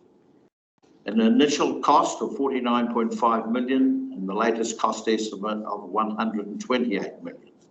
This is 160% more than the original budget. If private companies' executives were in charge of this development, they would no longer have their positions. Ratepayers do not have bottomless pockets. Number 3, who is in charge? What is the role of the CEO of the Local Government Act? The CEO manages the day-to-day operations of the local government and its employees in accordance with the plans and policies set by the Mayor and councillors. It is not the role of the CEO or Mr. Speedy to issue comments supporting proposed projects that ratepayers will be liable to pay for. They should be reprimanded for their latest statement. I said right at the beginning, we talk about council, we can talk about the community, but we're not honing in on individual members of the staff, and that's what you're starting to border on, is criticising or attacking the performance of the staff. That's the CEO to deal with, and we don't deal with it in this hearing, okay? That's the end of that section. Sorry? That's the end of that part. Good. Final comments. I agree with Mr. Smith, Deputy Mayor, who recently said partnerships and collective agreements where we do not have control but have financial risk cannot continue. This presentation is brief, but hopefully concise enough for decision makers to can this proposal complete. Thank you very much. Thank you. Thank you, Phil. Point made. Right. John, do you have lunch? Lance Cutting? No Christian's not here. Is Lance Cutting in here? John? Well, No, John. I thought he was. Oh, no, look. Do you want me to ask if Warren and John Davies would like to speak earlier? Well, Warren quite happy to. He just put his hand up. John's just coming forward. Oh, hang on. Okay. Welcome, Sir John. Good morning. Thank you. Sorry, we're just getting out. Let's sort it out here, but welcome to the table. Thank you very much. First, I want to just say I have no criticism of Ngāi at all, and I want that recorded. I have great criticism of the proposal and the way it's being funded. I quote from the QLDC saying there is no agreement in place, but under the joint venture model, Ngāi would contribute approximately 20 million. That means the building cost to the council would be approximately 31 million. I believe it is a scheme totally designed to avoid disclosing the council's debt. Right? I would never let anyone funding a mortgage to get involved in the ownership of the land. The lender gets driven by an obsession to increase the rent to compensate for their investment in the land. QLDC just wants a competitive office rent and should never put the freehold ownership at risk. Finally, QLDC cannot afford new offices with their current debt problem. The reason of well-being of staff is absolute rubbish. It's important that council get their priorities right and to decide what has to be done now, what has to be done short term, and what waits a little longer. The bypass roading system was developed when most people thought the only place Queenstown would expand was along the Glenorchy Road. That has not happened, and now the development has all occurred east of Queenstown. The town's future is totally driven by tourism. In the future, virtually no locals will visit this area, and every year parking will become under more and more pressure. Successive councils have taken away parking until there is none in Queenstown, in the main part of the town. As a company, we own the Man Street car park. It is filling more and more and filled for the day. And it wasn't designed for us to do that, provide parking. It's there when we build a hotel, we will provide parking for guests because we will be in a competitive situation to other hotels in the town. So you're going to lose that parking where there's 450 car parks in Man Street. It's going to go down the drain. And so I just think that you've got to look at what you're going to do with parking. The Manawa site is the last site in Queenstown left to ultimately develop 2 floors of underground parking. Not a lot of ramping to go up and down like there is in the Man Street car park. And you just have to go in and out at 2 different levels. And that should be on the long-term plan, because if you don't take that land and put 2 floors underground, there is nowhere else in Queenstown that you're going to have parking. Someone wants to have some vision. I think I've had a reasonable amount of vision. I came to this town as a high country musterer with nothing.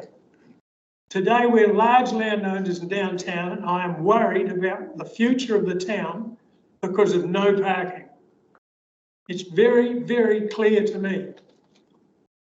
We wouldn't have the village green if I had not sat at a council meeting on an option of 1.8 million, and my council discussed it for 20 minutes and someone said, I think we should offer 1.7 million. The vendor had told me it's 1.8 or you don't get it. It'll go on the open market. I said to my deputy mayor, take the meeting. She said, why? I said, I'm going out, I have an interest, I'm declaring an interest. I am going to buy the site for 1.8 million and put a 4-storey building on it, and walked out of the council meeting. They came out a quarter of an hour later and said, you win. So those are the sort of things that you have to do with foresight. I can tell you another interesting story. I was asked recently about the Queenstown Airport.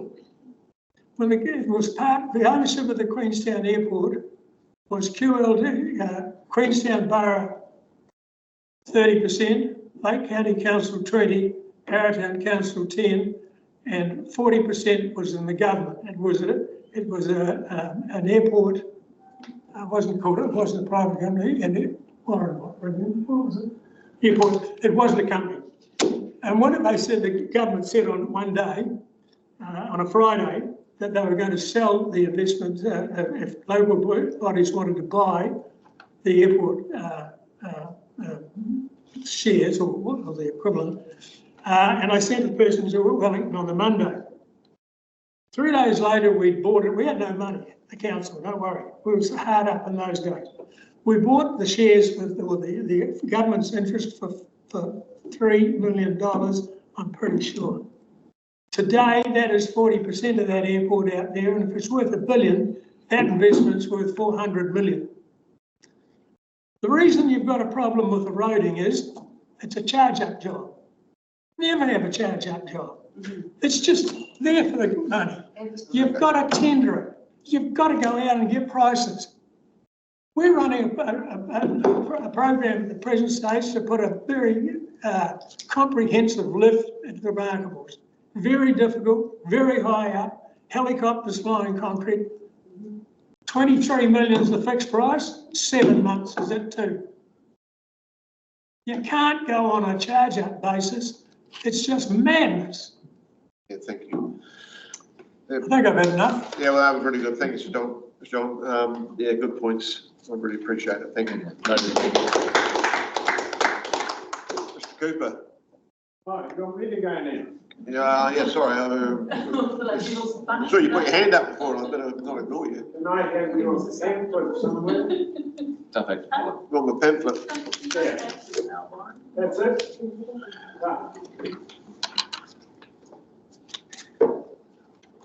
I can't talk in the big figures like my money. Right? I can't talk in the big figures like my money. I came here when I was 22. It's a little town. Not a little town now. No. It's a big town in Pera. I say that without any doubt. I looked through this brochure, and honestly, it is full of military crap. and I'm going to go through a few of them so you have an idea. It says a long-term vision for community and cultural facilities. Well, the vision and how it fits. The vision I see right now of Queenstown is it's almost at its peak and it can't move anymore because it's been placed virtually in a straitjacket. The straitjacket is, and this grotesque monstrosity that you're considering accepting there, the straitjacket is, it can't be used unless there's roading, footpaths, transport. You've got to be able to get here. Imagine what it was like in those days with our forerunners and the concept they had. Very few of those people, indeed none of them, would have known what was in the future. We've now got to the point where in almost an extraordinary process, we've become one of the world leaders in tourism in this district, and this is the centre. And what you want to plump into it is this obscene idea, which in my opinion can't have been put together through the brains of the councillors because it's got no feel for it, no feel for it whatsoever. I wouldn't want to live in this town on the concept of what has been suggested here.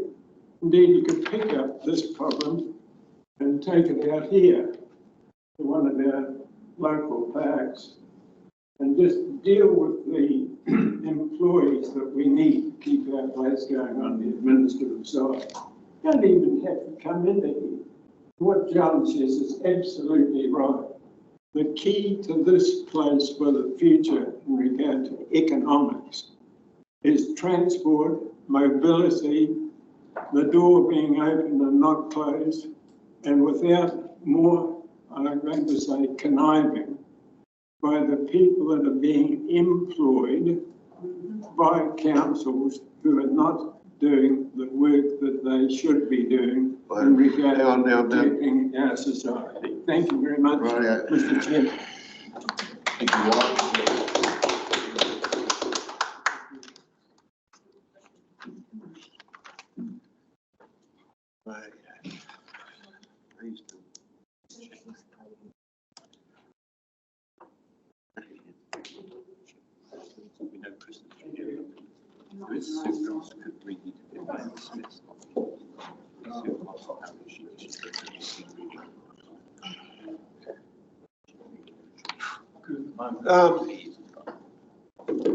So Kristen Stork is still not here.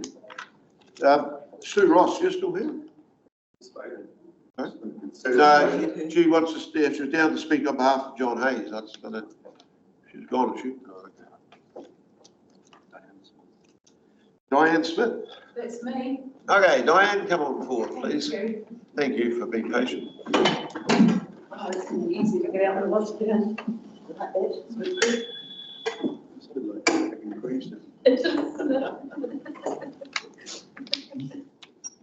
Hello, everybody. Hello. My name's Hello, how are Diane you? Smith. I don't have any prepared speech for you, but I'm going to give it to you from the heart. I'm starting at the very beginning. I don't want you to go ahead with this at all. None of it. My reasons are many, one of which, and it's been already mentioned by one of our previous mayors, that the business side of Queenstown isn't here anymore. If I want to go to the bank, I have to go out to Frankton. It doesn't matter which bank I want to go to. I've got SBS and the BNZ both at Frankton. If I want to go to the supermarket, I'm going to Frankton. If I'm going to give bloods, I go to Frankton. If I'm not give bloods, get them taken actually, but either way, I'm going to Frankton. When I talk to my local friends who don't live, I live in Fern Hill, so I go through town. When I talk to my local friends who don't live in Fern Hill, they don't come to Queenstown. They don't. They don't live here. They don't need to. Why would they come? I saw in the paper the other day that if it wasn't for the fact that one of our councillors, and thank you very much for coming into town and going for dinner, came here one evening and he saw the fiasco going on in town with the taxis, for an example. We don't have any need for anything to do with your organisation here. It's out at Frankton and it should be if it's going to be anywhere. I don't think that you need to build great big huge buildings. My accountant, his business is still in Queenstown, but the woman that does our work, she lives up near Nelson. She does it all from home. We won't need these offices. We don't have to have huge, beautiful places for people to look at and say, gee, isn't this lovely? Let's just do things like, number one, look after the water. Number two, look after the sewage. Number three, look after the footpaths and the lighting. And number four, look after the locals. Because we are still here. I see them in the room. I don't know how all of these people have given up their time to come here. There'll be lots more, but they're all working or they can't get time to get in here or they're busy doing other stuff. But we represent a lot of people who aren't here. And when I look around and I see all these people, most of them have been either involved with council or been even mayors, sometimes more than once. We've got to say, you've got to listen to them. You're out of touch with people. We don't. When you had COVID happening, that's when it all really changed, and it's not going to go back. We're only going to be a beautiful place that you come in town here. You're not going to come to buy your shoes. You're not going to come to buy your clothing. You're going to go out to Frankton to do it. You're going to come in here to go to the bars, to go to the restaurants, to go on the Burns or to do the tourist things. And so bringing all the people that need to manage your business all into here, and it's already congested down in the Church Street car park up downstairs before you plug in cars parked up all the time. You've taken over most of the parks. There's nowhere for anybody to park. So where are all your staff going to park? Where are the people going to park when they come in to talk to you about their rates or whatever? It's just ridiculous. And you're spending money that we can't afford. We're basically broke. If you're a private enterprise, your accountant would be saying, sorry, you've got to stop trading. You're insolvent. Now, I'm sorry, I don't usually come here and go nuts, but I'm just sick of putting up with listening to all this grandiose ideas and with no actual thought towards what you're creating in the beginning. Could I move an extension of time? Thanks. Am I over time? No. Order, come on. I'm trying to move another 5 minutes. Just used up the last part of your time, thanks, Mr. Cooper. Oh, well, you'll be pleased that I'm gone because I'm sure that other people will come up and tell you the way that is as well. Yeah, and thank you very much for listening to me. And I wish you well, but I tell you what, you've got a fight on your hands if you think you're going to go ahead with it. Okay, thanks, Diane. Cheers. Thank you. Not sitting up there getting it wrong. No, wouldn't be.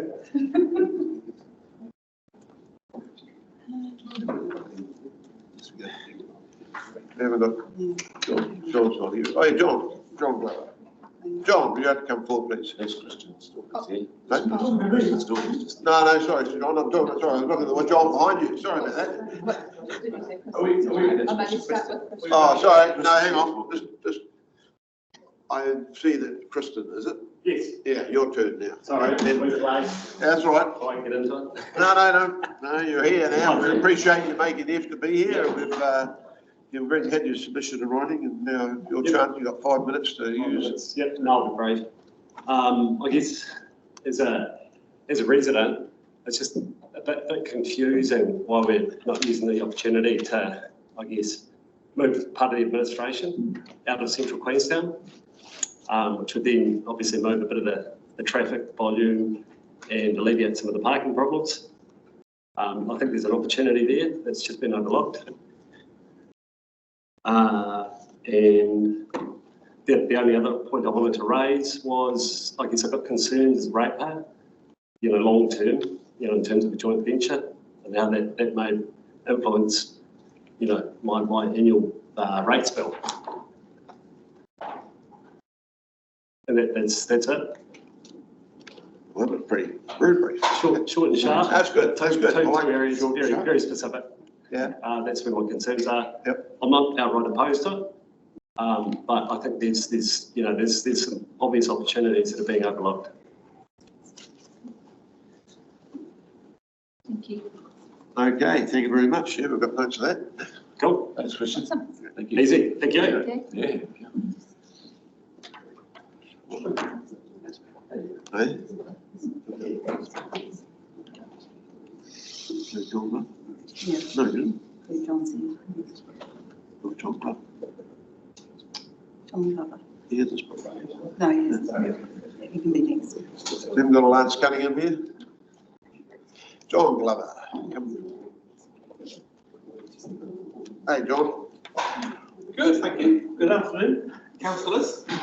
John. Good to be somewhere where something's ahead of schedule. Tight ship. Tight ship. Wasn't due to speak for 20 minutes, so hopefully I'll get my thoughts together. John Glover appearing. Yeah, we've printed your submission, so. Yeah, just clearing them up overnight. And just a few thoughts. Firstly, I really envy the as commissioners, you're having to make the decision that you have to make before you. The options are incredibly limited. I'm sure I'm not the first to say it, and I won't be the last to say it, but you're being asked to decide on some technical proposals when the elephant in the room is the town hall surrounds us. And looking at the weight of comments in those submissions, there isn't, on the papers that have been submitted, any degree of popular support for the whole project as it stands. That's probably reflected in the council split decision even to go to the public consultation that you have. And you know, you have to ask why. You were talking last week about reputational risk and not being in control of the spend, and you're setting yourselves up for more reputational risk in another business arrangement where you won't be in control of the spend. And speaking from a community perspective, I think it's really important. People are really weary of endless change and endless upgrades. We had this downtown Queenstown street upgrades, then we had the Lakeview upgrades, then we've got the arterial upgrades. Next cab off the rank is the BP roundabout upgrades, and we have had COVID and constant change, and people are pretty weary. I think not only that, we're concerned that we really don't know where we stand budget-wise. What is this going to come at the cost of? Wastewater, water treatment, community grants. And I think it's really appropriate that we pause. And the option I don't think you have been given, I think as hearing commissioners, you should come up with an option that's actually to pause and give some time and consult to come up with a solution that community support, because life would be so much better if you took your constituents with you. And as elected representatives, I think you need to do that. Yes, you need to lead and you need to come up with some ideas, but actually I think you need to listen. So you always want to talking about listening. I'm sure you'll be getting a strong message in the room today from the streets, but the reality is things have changed and we need to take time to take stock and revisit. And I think council would earn itself a huge degree of respect if it said, actually on this one, we're going to listen and we will reconsult. And let's see how things feel when Lakeview's out of the ground and the arterial stage one is finished. And people will be able to probably visualise things a lot more. We'll be able to see where the natural flows are.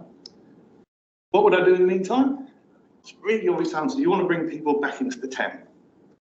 All the work that's been done on what people want to come back into the town is on parking.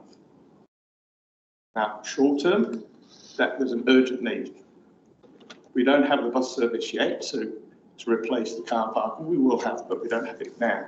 But all the survey work that says to the people at Charlotte Country or Lake Hayes Estate or what would make the town centre easier and more relevant to you when they say somewhere to park outweighs anything else by an order of magnitude. So if you cleared that site, use it for parking, probably get 500 parks on there, probably 5 million a year income. Even if you did that for a year, you could fund a lot of buses, you could fund a lot of change. And so that would be a good use of the site, and come up with options. That'd be a great option to come up with. Not only do we press pause, not only do we see if we can take our community with us, but also we're going to use something for that site in the meantime that we know there's a real need for. And that will be, I guess, the triple word score outcome of this consultation. So that's what I'd like to say. Some constructive options that I think would have great support and would maybe show the community that council is listening. Thank you, John. Thank you. Any comments? Thank you, John.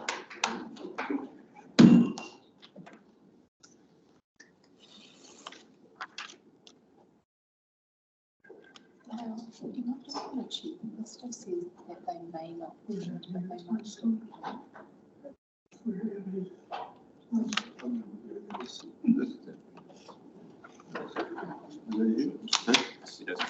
Is there a C Pringle here? Pringle? No. So there's Philip Blakely, Lance Cunningham. I have another go. We don't want to put you through another. It's good for me, and you.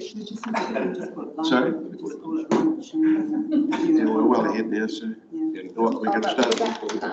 Lunch is expected at 11:55, so we should probably wait to see, because otherwise if he comes and then we have to wait an hour to put it down. There's no one else from the other.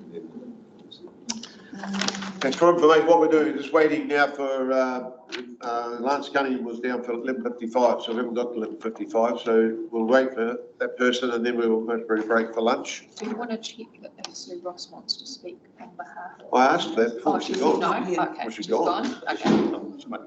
Oh, she might be back, I'll talk about, yes, Sue Ross might be back too, but I'll have to check with that. Yeah. That's a bit of an issue. I'll talk to her when she comes back. There's quite a bit to discuss.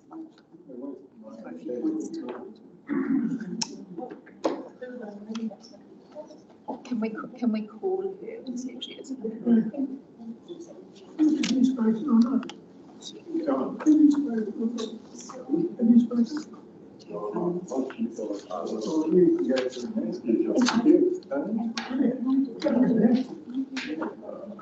We've got a volunteer here from the South Man's list. Okay, oh, that's good. Mr. Thompson, come on forward. Yeah. We want to speak up. Yeah, please, that'd be great, thank you. Sorry, we had you down for later on, but John Thompson. You've been very patient sitting there. On behalf of myself and McFarlane Investments. Oh, yeah, got you. Yeah, number 86. Yeah. 86. Welcome. Thank you very much.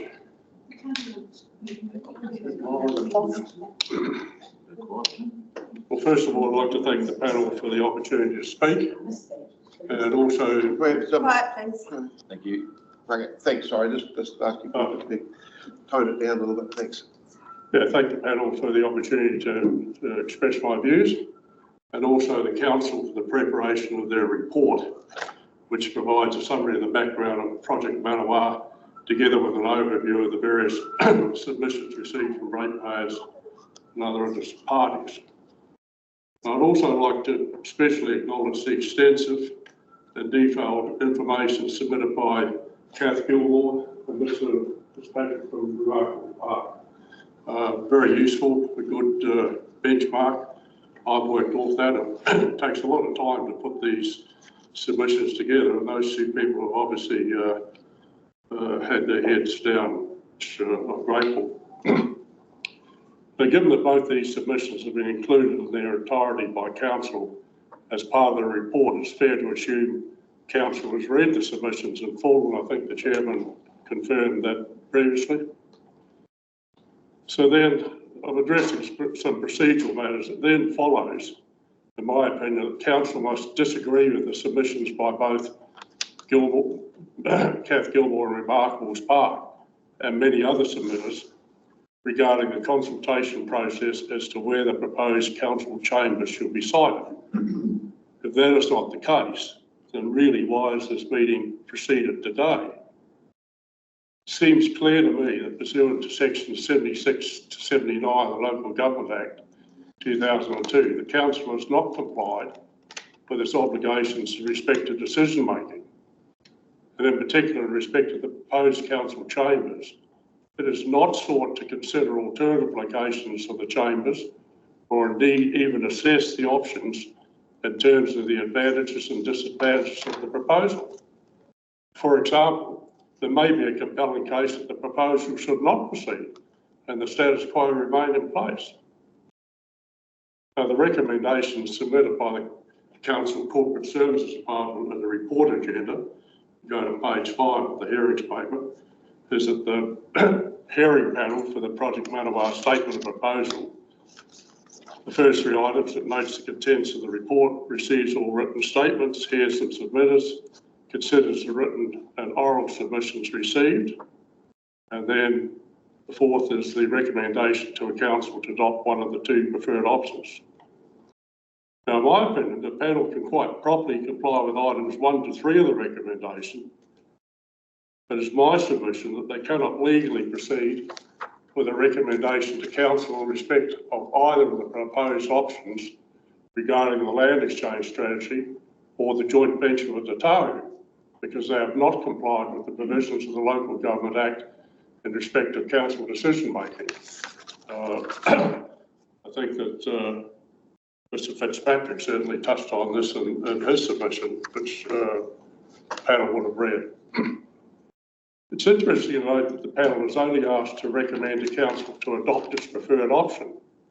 There is no balance in the recommendation whereby, after careful consideration of all the evidence, the panel might be moved to reject both options, if of course it was illegally empowered to do so. The recommendation is structured as a fait accompli for the council. However, I do note that at paragraph 49 of the council report, there is a note which appears to be in conflict with the agenda recommendations that the hearings panel is to take into account the submissions and objections received and whether to proceed with one of the options proposed. Now, therein lies the problem, I think, with the onto the project in general terms with Project Manawa, that basically driven by council staff and management since its inception back in 2016. My view has become an in-house staff-driven project, desires and objectives involved included with the Tahu, without any in-depth consideration of the views of principal stakeholders, namely the QLDC ratepayers. The general opposition to Project Manawa from overwhelming numbers of ratepayers should come as no great surprise to a council. People who have spoken today, it's almost, I think maybe one gentleman that spoke for about 2 seconds that was in favour of the project. And I think this situation could have been avoided if council had engaged in a proper manner with their stakeholders. Now, it may be that the only possible way forward with Project Manawa, or components of the project, is for council to appoint an independent commissioner to assess all aspects of the project, including a cost-benefit analysis, and to fully engage with stakeholders in every aspect of the project. I therefore urge the panel not to make any recommendation to council in relation to any preferred option until such time as the council complies with its decision-making obligations and properly consults with its stakeholders. If the panel does ignore requests from myself and other submitters not to make a recommendation to council and goes ahead and does so, then council should immediately publish the legal basis for the panel's actions. There will be some dissenting shareholders who may wish to seek a court order restraining the council from entering into any agreements in respect to Project Manawa until such time as stakeholders have been properly consulted in accordance with the Local Government Act. Now, notwithstanding my opinion, this hearing's been improperly convened, it's still an opportunity for submitters such as myself, people that come before me, to set out details of their specific objections, proposals for consideration by the panel of council. Just briefly, I have three subjects that I'd like to speak on, which is location of the proposed council chambers, wherever the proposed offices might be located, subject of course to initial agreement that there is a cost-effective case for construction. That's a subject for community consultation and debate. But in my opinion, one location where it is entirely inappropriate for them to be located is at the Stanley Street site. And for the following reason to support that. The council vision of paragraph 47 of the report for establishing a vibrant town centre is misconceived. The bird has flown. As other people here said before me, the Queenstown Bay Town Centre is no longer central. It's not now the largest centre of business activity. That title was assumed by the Frankton region. Queenstown is now a visitor precinct which provides accommodation, meals, entertainment and international designer brands for visiting shoppers. And the current availability of car park spaces in Queenstown is hopeless, only likely to get worse when existing car parks are incorporated in proposed hotel developments. Now, Mr. Davies that spoke here before me, he's got plans for a hotel. He's been one of the ones that provided car parking space. I'm another one with the Wilson car park. When they're gone, hopeless. Now the draft parking strategy on page, I'm going a little bit over time, but I think it might be just worth hearing me off. Well, you've got, yeah, but start to get up, please, yeah, thank you. Now the draft, Queenstown draft parking strategy at page 18 under the heading principles, optimising what we have states. Providing more car parking does not align with our vision for the district. By this very statement, the council is hoisting its own petard. On the one hand, it is promoting an office construction, which will attract more cars into Queenstown. On the other hand, it's trying to discourage cars from entering Queenstown with non-parking policies. Use public transport, cycle or walk, but don't consider parking a car. Another extract from the QLDC parking strategy notes that based on the current mode share, modelling found the transport network in Queenstown parking supply is unable to accommodate further growth in traffic. Construction offices on the Stanley Street site will be inconsistent with initiatives to reduce traffic on Frankton Road. Okay. The proposed partnership with Natahu.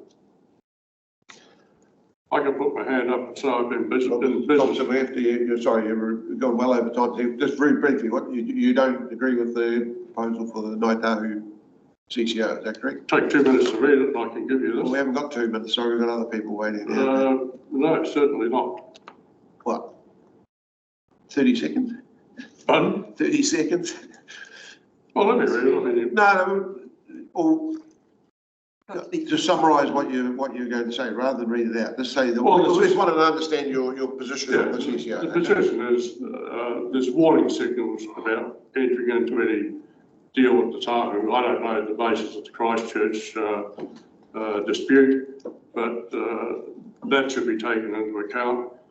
People have said before, what I've said here is a general business principle. It's much better to conduct business on one's own if you can, rather than in a partnership basis. It's a very complex proposition that's put ahead.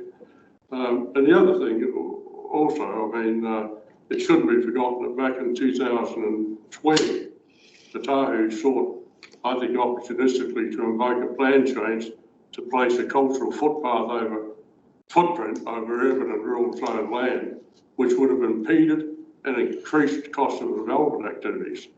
As a consequence of overwhelming opposition from opposing submitters, of which I was one, the Tahu and council agreed that the proposal would not apply to urban land.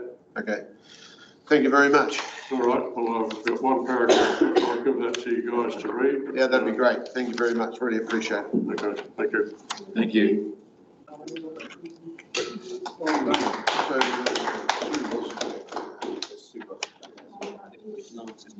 She is back. Lance. Lance Cunningham? No? Sue, would you like to come forward and speak on behalf of? I'm still waiting for it. Oh, you're still waiting for it? Oh, okay, sorry. Still waiting for, she must be waiting for the word. We'll wait for her, hopefully she. Go ahead. I think the better to go for lunch. Huh?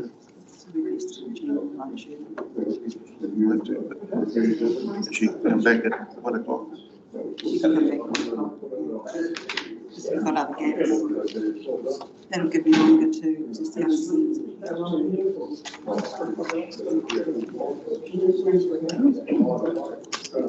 Oh, we only have half an hour for lunch. Yeah, so this will give us an hour and I think we need it. I'm going to ask her.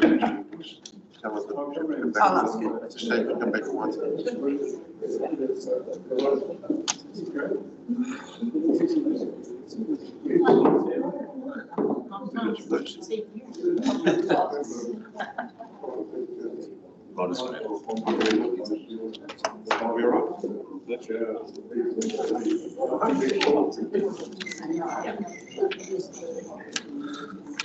we're just checking.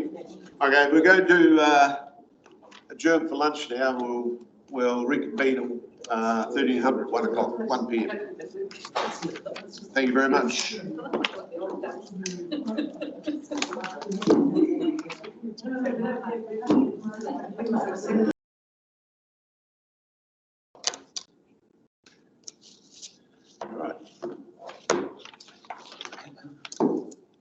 Good afternoon, everyone. I'll reconvene the hearing. Yeah, for those who know, we are recording, and just due to the room, we invite you to come up, make the most of your 5 minutes, present your oral submission on the submission that you're based on your written submission. So we're going to start with Sue. You'd like to come back up and finish off from this morning. You're going to read Sue Ross is speaking on behalf of John Hayes. Is that correct? Correct. And in fact, on behalf of the Fells and Hayes family of 19 Brisbane Street. Thank you for the opportunity to comment on Project Manawa proposal, which we totally oppose. 3 recent issues. 1, Project Manawa. 2, the council's effort to rewrite the building code to allow multi-storey buildings to be built without resource consent to the lake's edge. And 3, the latest effort to establish a commercial car park impacting all residences in Brisbane Street without notification to those affected. All point serious shortcomings in the competence of the planning division of council due to inexperience or incompetence. All are in need of immediate attention of the council CEO, mayor and councillors. They, and therefore QLDC, are failing in their obligation to protect, for all New Zealanders, a significant jewel in the country's crown. Our family have owned property in Queenstown since 1950. During this 7-decade period, we have watched the Queenstown CBD move from an area frequented by locals to a locale frequented by tourists but avoided by local residents. It is not a suitable location for QLDC and its 600 staff. QLDC should relocate to the Frankton Flats, which has become the new CBD, substantially closer to new residential communities, including Lake Hayes Estate and Jacks Point.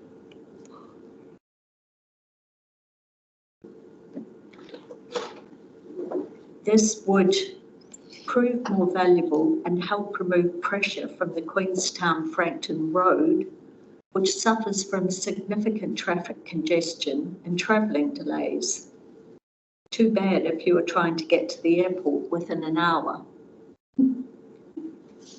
Historic evidence demonstrates that the QLDC has no commercial expertise. Accordingly, and to minimise risk to ratepayers from poor commercial decision-making, the QLDC should build its own building on its own land on Frankton Flats, a logical, cheaper and more central location. It should absolutely avoid becoming a tenant of Ngāi Tahu. Why? QLDC should look at how the Christchurch Council is being rorted by Ngāi Tahu on the matter of rent. Thank you for the opportunity to express our views. Thank you very much, Sue. Thank you. Thank you, Sue.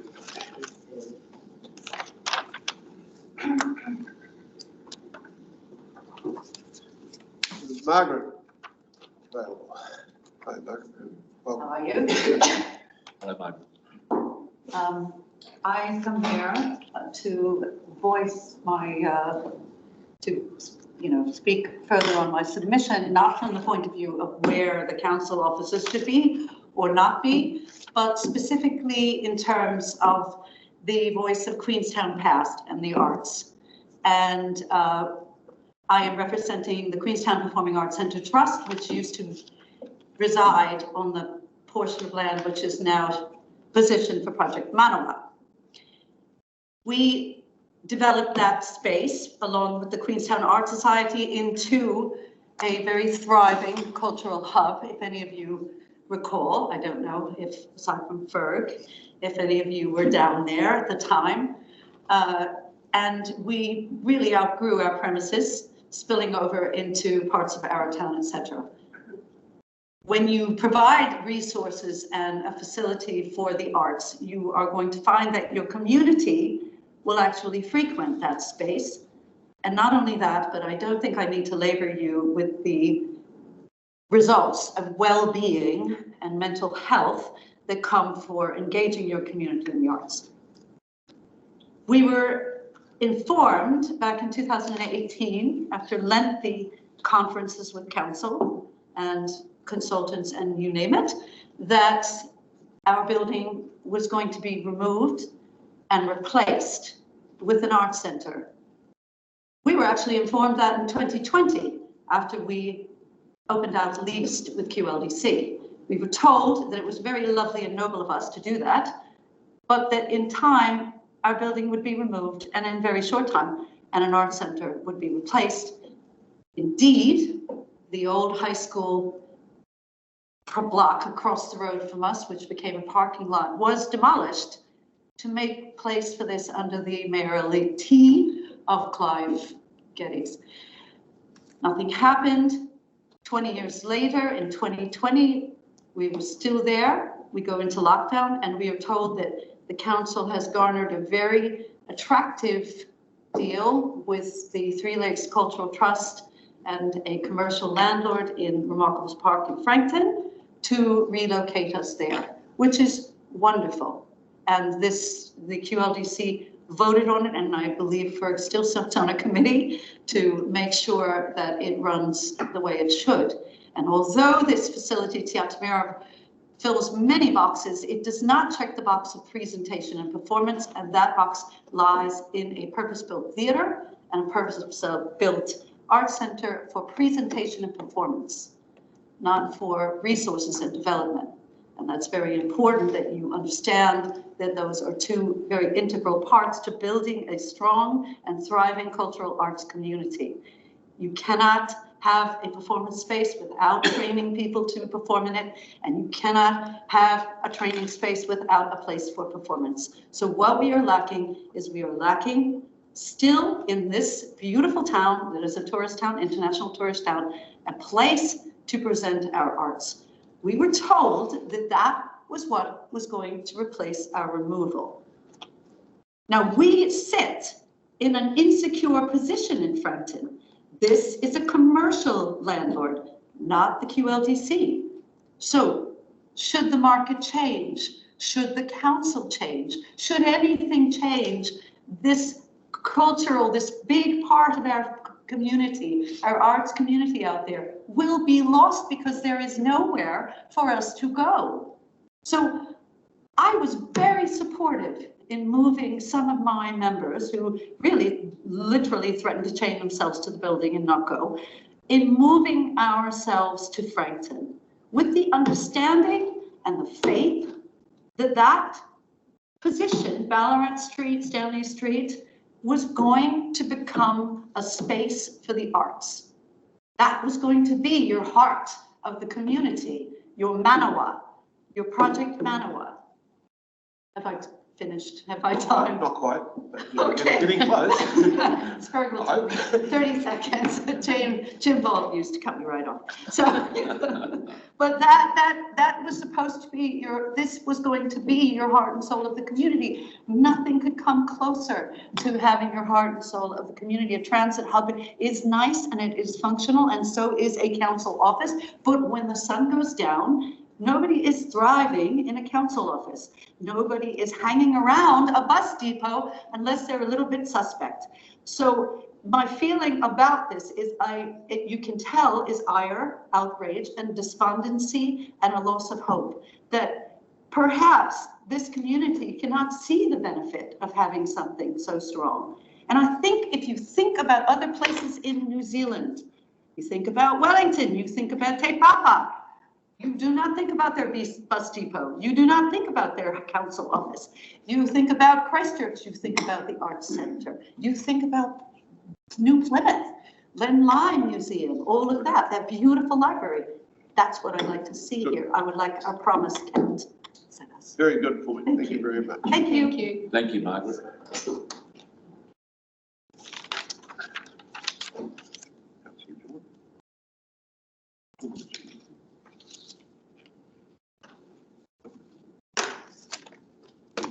No, he's not here. Who have we got here? Alistair. Alistair's here. Alistair. Yeah, you come forward then. Thanks.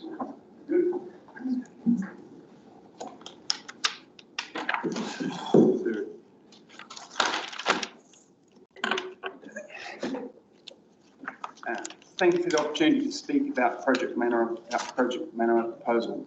My name is Alistair Clifford. I've been a resident of Queenstown since 2003, having also worked here in the late 90s. My family home is in Arthur's Point, and my son attends Queenstown Primary School. I've been in the South as a concerned local ratepayer. This feedback is from myself personally, but I believe it, in a general sense, it also reflects what the community have readily voiced through various means. There's a concern that more people have not voiced their opinion through this process. Maybe that's a reflection of the changing times or something apathy. I oppose both the land exchange and the limited land swap proposals. I believe that the statement of proposal has failed to clearly identify the key benefits of such transaction.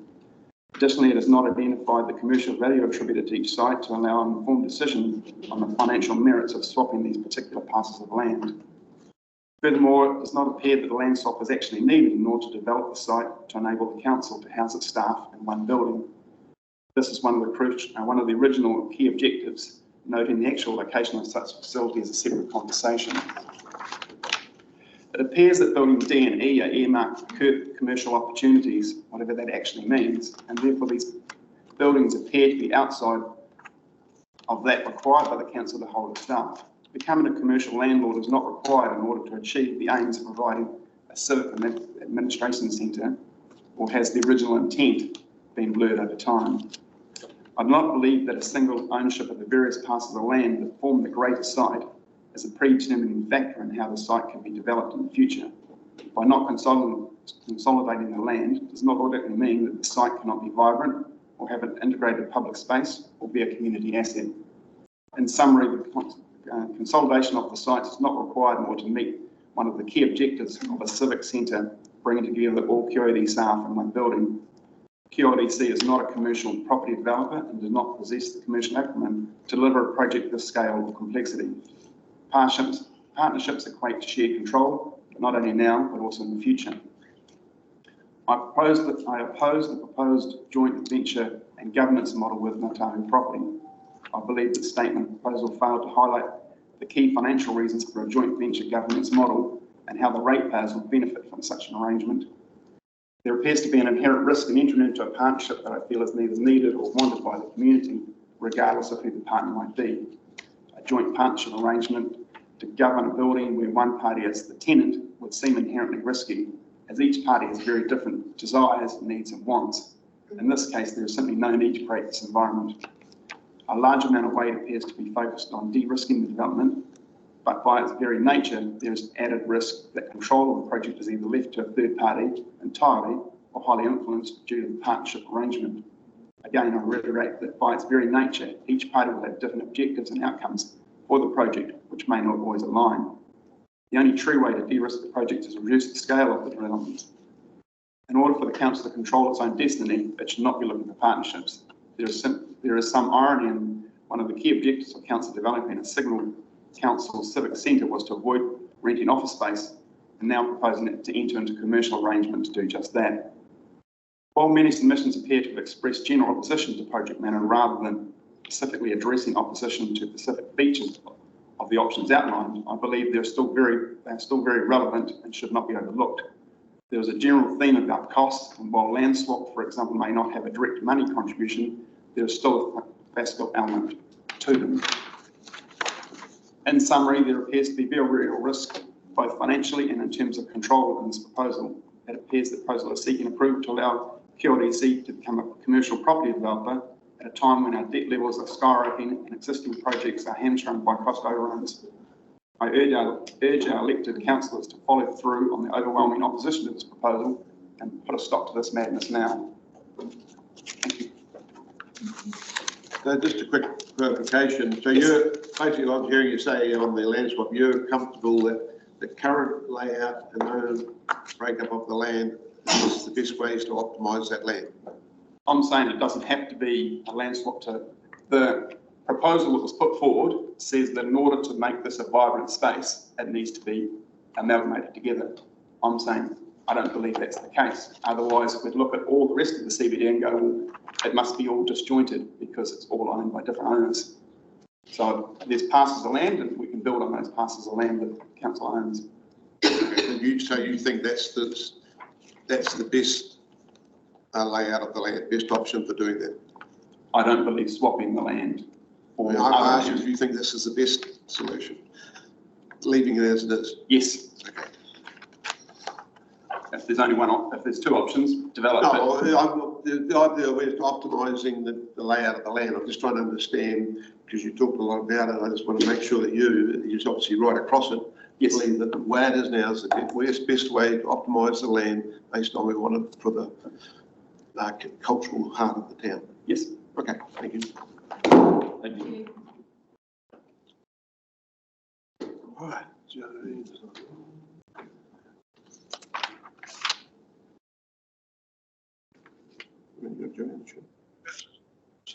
Sharon.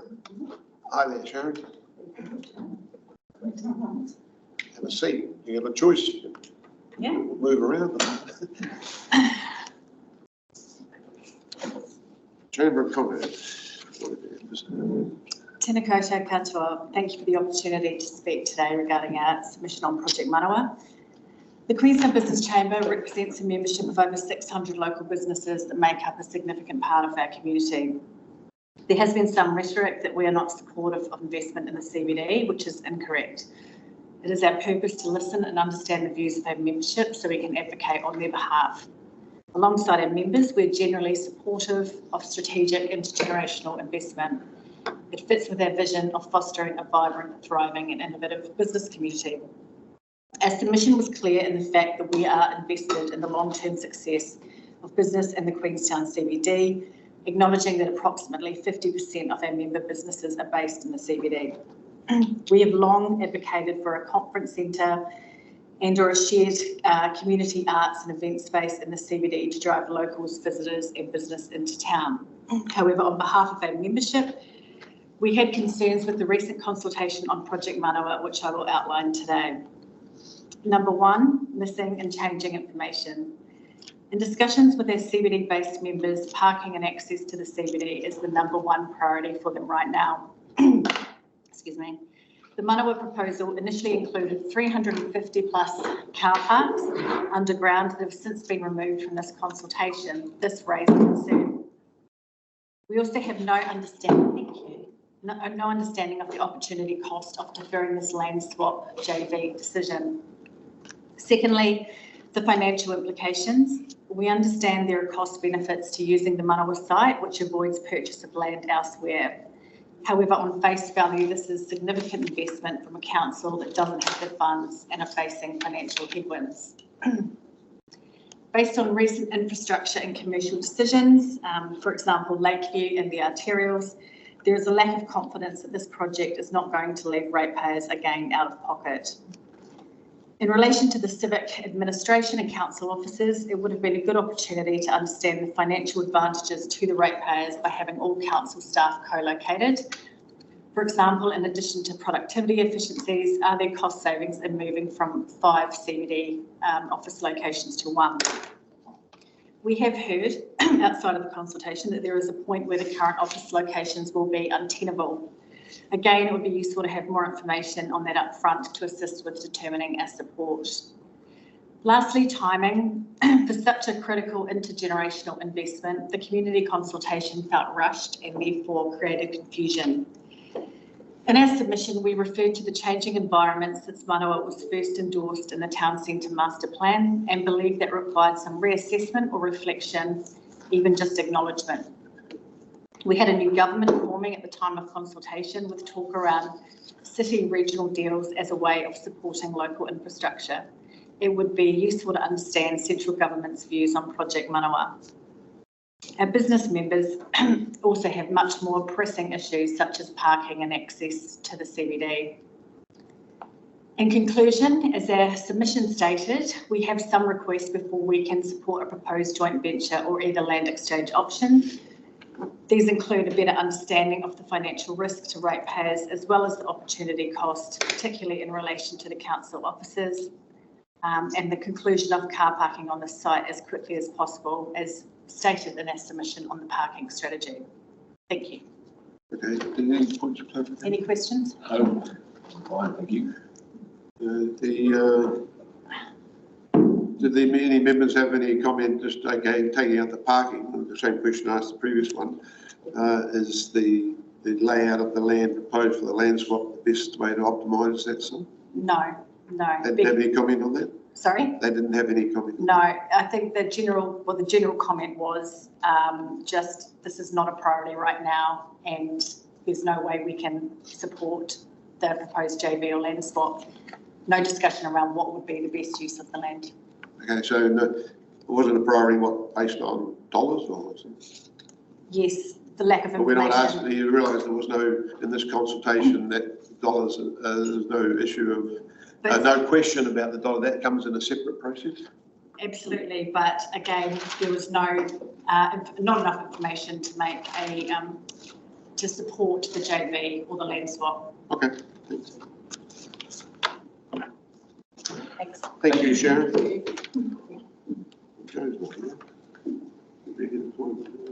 Oh, we have to wait. There's no one else waiting, is there? Is there anyone in the audience waiting to speak? No, I haven't got anyone on the list. That's why Joanne Conroy is next, and so we have to wait because we're way ahead of schedule. Cup of tea. Have to adjourn. Did I need to talk more? No. No, that's right. We've got the message, right?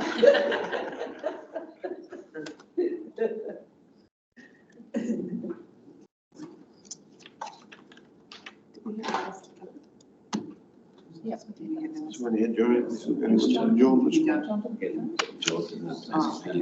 No, John Mitchell and no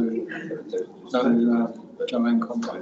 No, but she wasn't scheduled till 1:45. She understands the process.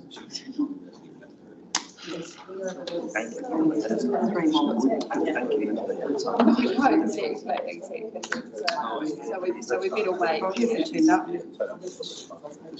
Yeah, he's obviously not coming.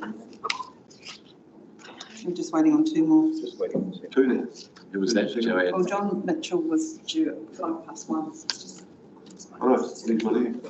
I don't think, it doesn't look like it. Joanne. Joanne and, Alistair Clifford. Alistair's No, spoken.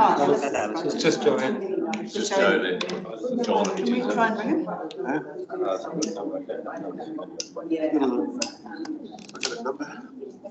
Have you live? I might have. Yeah, I might have it too. I've got her mobile number. Do you want me to call it? Yes. Call her. Ask her why she's not here. See if she can come now.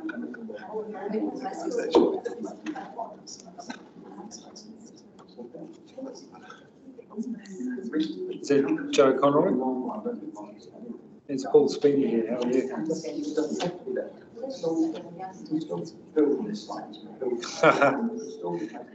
Yeah, that's all right. Perfect. Thanks. She's been walking. She's parking. She'll be here in 5 minutes. Thanks, Jill. Thanks, Paul.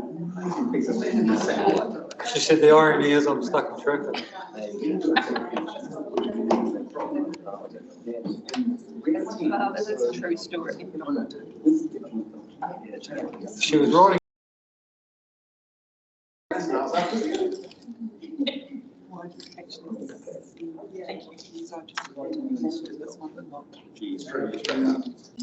Yes. Joanne.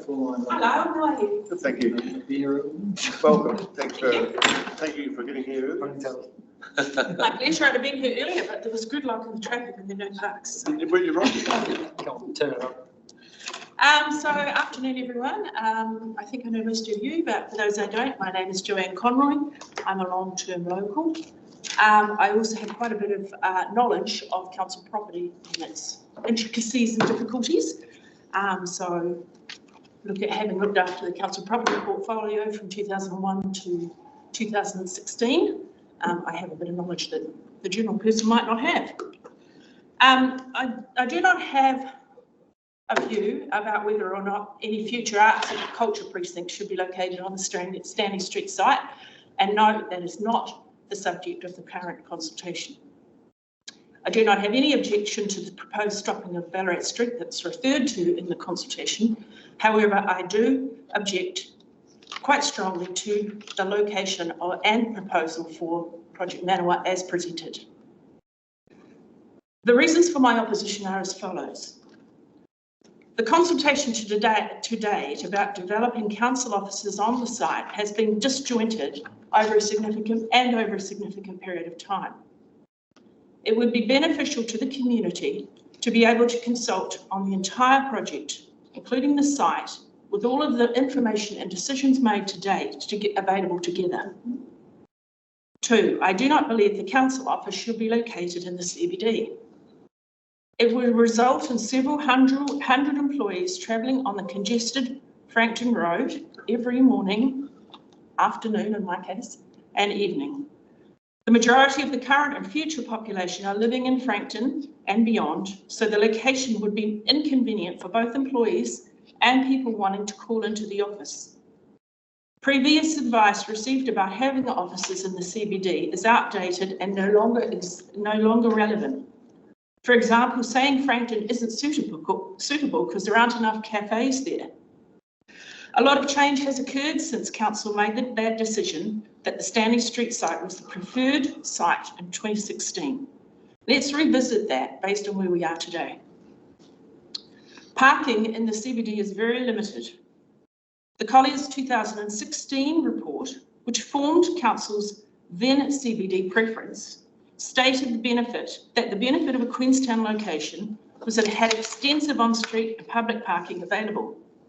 This is no longer the case. If the council offices built in the town centre, CBD car parks used by staff will be used by staff rather than visitors. If it's located in Frankton, many staff could walk or cycle to work, and the public transport network into Frankton from the outlying suburbs is currently adequate. The cost of, number 4, the cost of building on the sloped Stanley Street site will be higher than building on a flat site. Number 5, the land value on the Stanley Street site is significant. If it can be freeholded and sold, the funds received would well and truly cover the cost of building offices needed and thus avoid debt. The value is approximately $7,000 to $8,000 per square metre, and so such sale could be in the vicinity of $47 to $50 million. The proposed land exchange and subsequent ownership and development model does not appear to materially favour our community. As noted, the land value in Stanley Street is significant, best realised through a more comprehensive land exchange and sale. I note that the ex-play centre site is being listed as belonging to Ngāi Tahu. My understanding is that this land, currently owned by His Majesty the King, should revert to council ownership when it is no longer required for education purposes. I do not support council entering into the complicated partnership proposed with Ngāi Tahu. While I acknowledge that Ngāi Tahu are excellent developers, this proposal would unnecessarily burden future ratepayers with debt in the form of a long-term lease.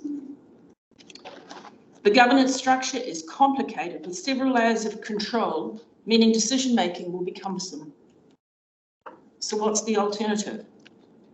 Council can undertake a land exchange to transfer both the reserve classification and the underlying Crown ownership, along with the first right of refusal currently encumbering the land, to the east of Ballarat Street. So let's be clear, I'm only talking about the land east of Ballarat Street, that way. And that can be transferred to other land. That could include part or all of the closed Ballarat Street as needed. There are significant areas of land, council-owned land around the event centre that are unencumbered, including a site adjacent to the land promised to the community hub. And I'm sure that's been discussed by other submitters. Sell the unencumbered land on the open market and use the proceeds to build a council office building, and any surplus could be set aside for a future arts centre. The council owned land to the west of Ballarat Street, this side of Ballarat Street, could be retained for future community use following public consultation. I think council should go back to the drawing board. Please consult with the community with all of the information at once, not piecemeal over several years, so that the information and decisions are hard to follow and out of date. Please have another look at the town centre plan and at a suitable way to freehold the Stanley Street land. The results would well and truly justify any delay and the costs involved. Thank you. Joe, can you just clarify, you made the statement something about selling land to fund, what, you're talking about selling some of the Stanley Street site? Yeah, so the bit from Ballarat Street east, so that way. Yeah. If you just look at that and it could include part of closed Ballarat Street or not, just depending on what's the best outcome. But the site on this side of Ballarat Street could be retained for a future arts centre if that's what's needed. You made a comment about this council buildings being in town, going to be all these people coming in here. Not extra, just as per current. Well, what's happening now? Yeah, no, they're currently there, and that's why it took me. So then you also mentioned they're going to take up all the car parking. Well, what's happening now? Yeah, look, I don't know, but we are a growing area, and I know that there are issues with, everybody knows there are issues with transportation, which will be eased once the arterial route is completed, of course, that first stage. But Frankton Road is struggling with capacity, and as the town continues to grow and develop, it's not going to get any better. So removing potentially 500 or 600 people off that road every day could only benefit the traffic flows. Yeah, I suppose depending on what it's replaced with. Well, I'm suggesting Frankton, and look, there is congestion. No, what the land is replaced with. Yes, look, ideally a hotel. We've gone for quite a while with it. It's a good discussion. Yeah. Interesting. Okay, any other clarification? Thank you very much, Joan. Okay, thank you. Thank you, Joan. Okay, well, that's the last of the public submissions. There are a few, as we're well a bit ahead of schedule because a few dropped out, so we really appreciate all your time coming here and submitting. What happens now is I'm going to recommend that we've got a few things we want to discuss with the lawyer. So I'm going to recommend or propose that we go into public excluded and for the last little part of the hearing, and then I'm likely to be adjourning the hearing, and then we'll work with the panel on our recommendation to council. Does that make sense? Which will come before council on the 4th of April. The recommendation at this stage is planned to come towards to council on the council meeting on the 4th of April, for your information. Okay, so I'll move that we resolution.